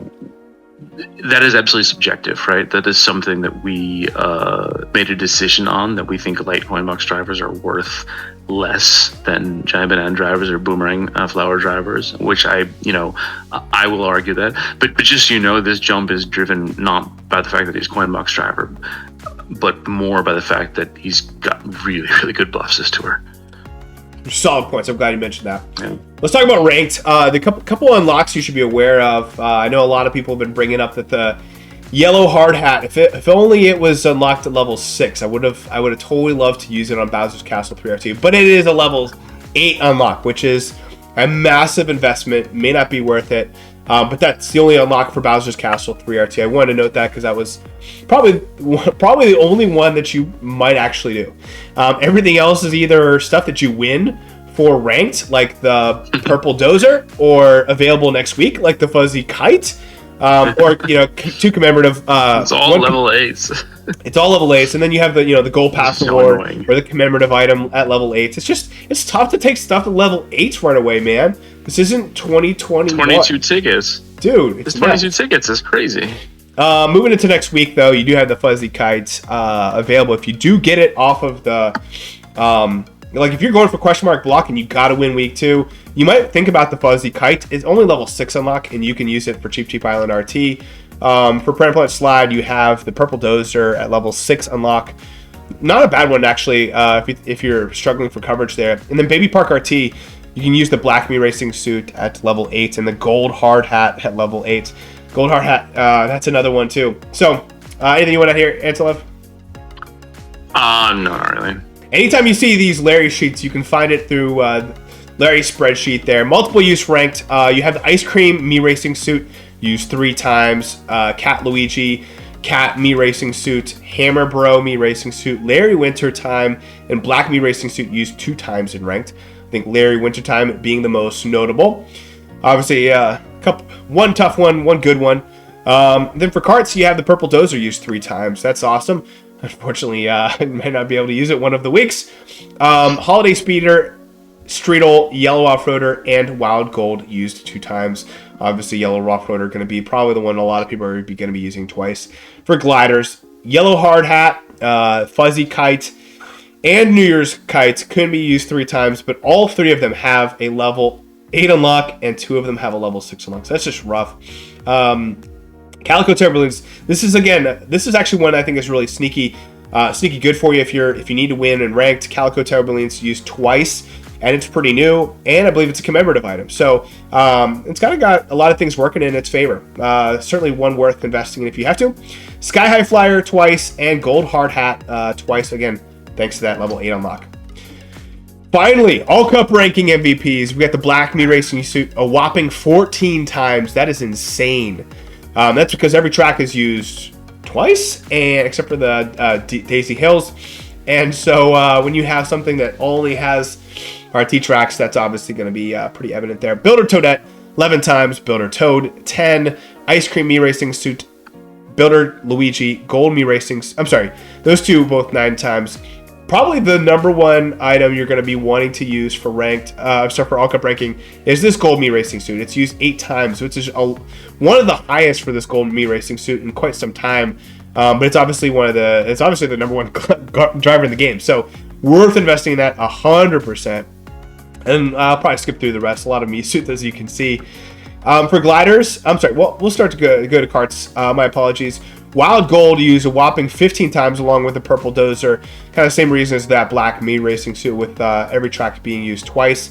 Kart surprisingly used 10 times. We don't get to see that very often. But Pink Dozer, guys, if you have Pink Dozer even at all, you've noticed it's everywhere. 9 tracks there, and most of them don't necessarily have to be unlocked. It's with Jump. Honestly, it was actually one of the few karts that actually had a meta advantage. It was Jump Boost Plus, only on RTs and TE tracks. So from that respect, it was Jump Boost with only RTs. Like, it seemed like a perfect situation. Unfortunately, just never got the right buff. So it is what it is. It did get a nice little buff because of the algorithm change, but still really, really high. Definitely not worth investing in it for if you're a brand new player. But if you're an older player and you're going for all cup ranking, it's a strong one to go with. Land Bruiser 8-2 as well. Kind of skip through the rest of those. For gliders, New Year's 2023 used a whopping 18 times. That is really high, highest on this list. But there's 18 times. But look at all these unlocks, guys. There's only 8 out the gate. Then there's technically 4 from the 2 level 3 unlocks, 2 from the level 6 unlocks, and 4 from the level 6. And then 2 from the level 8 unlocks. There's a lot of relying on the unlocks. It's because it's all of its tracks for this tour. It's kind of similar thing with the Fuzzy Kite, but one less track with 17. I think because its level 6 unlock might have been Daisy Hills. Gold. No, Fuzzy Kite. Why does it have 3 at level 6 then? It should be 18. Actually, should be 18 because it doesn't have Daisy Hills at all. So okay, all right. The gold hard hat though, 16. That's one I could see someone investing in and using 16 times. Fireworks parachute, we kind of talked about that a little bit, 14 times. Yellow hard rat, 14. Silver candlelight flight, 8. New Year's kite, 8, and safety glider, 8. Anything you want to add to the All Cup ranking MVPs? No, but this is a really good. If you don't really mind, if you want to throw everything at a tour to kind of overachieve, this is a great one for it. Just because you have these you don't normally have, especially with the removal of spotlight boosts. Yeah. You don't have items that have got 14, 15, 16, 18 tracks in a tour. It's a good tour to throw the kitchen sink at it and go hard for it if you really want to outperform, say, like what your account normally is. Yeah, and I think you may not be investing in meta items because it's all RTs. I don't know, but no, I think if you go gold me racing suit, you go purple dozer, and you either go one of the new gliders up. You either go fuzzy kite or you go gold hard hat balloons, maybe even the yellow hard hat balloons, and I don't think you'll be regretting those investments at all. I kind of want to do fuzzy kite myself, even though I'm not going to really have time to play ACR this tour. Like, I just kind of like it. That's right. It seems like I got a feeling it's kind of going to be good. I think this rundown is the only thing between you and vacation. So we'll wrap it up, guys. But thank you so much to Alberto. Thank you so much to Larry98. Thank you so much to Turtle Dude. Thank you so much to Antilev. Thank you so much to the fans watching at home. If you have not clicked like yet, if you don't mind, please just click like. If you liked anything we talked about, if you just play Mario Kart, just leave a like. That will get this video in front of people. We're a surging channel. I think we hit 2,000 subscribers maybe a month or two ago. We're already at like 2.2. It's cool once there is like a tipping point where we start to get in front of people. I know we've started as a niche channel. We love to get this strategy out in front of players. We got some fun new stuff coming up. Again, we got the award ceremony. I have some other videos in the wings ready to come out in the next week or two, including the one. I'm excited for the Sam IT video. It's gonna be hot, man. I'm excited. Yeah. I told Sam, I was like, do you want to do it this week or next week? He's like, I want to do it right. Let's go next week. So I'm like, let's go, man. So I'm pumped about that. I have a video coming out just to help people who are coming in from the 8 Deluxe and getting them used to the. I basically collected all of our responses from Kart Talk, where at the very end we asked new players what you recommend to newer players, and I've collected those thanks to Puffy. Huge shout out to Puffy. And I want to add that in as part of the video, kind of like a Mario Kart 101 for the players who just somehow stumbled across Mario Kart Tour and could benefit from some of this advice. So there you go, guys. Thank you for tuning in for 2 hours and 15 minutes. Absolute pleasure to be doing this. It's an honor, and thank you guys for choosing me to spend the last 2 hours and 15 minutes with. But until next time, may the frenzy luck be with you guys. See ya. Have a great vacation, Antilev.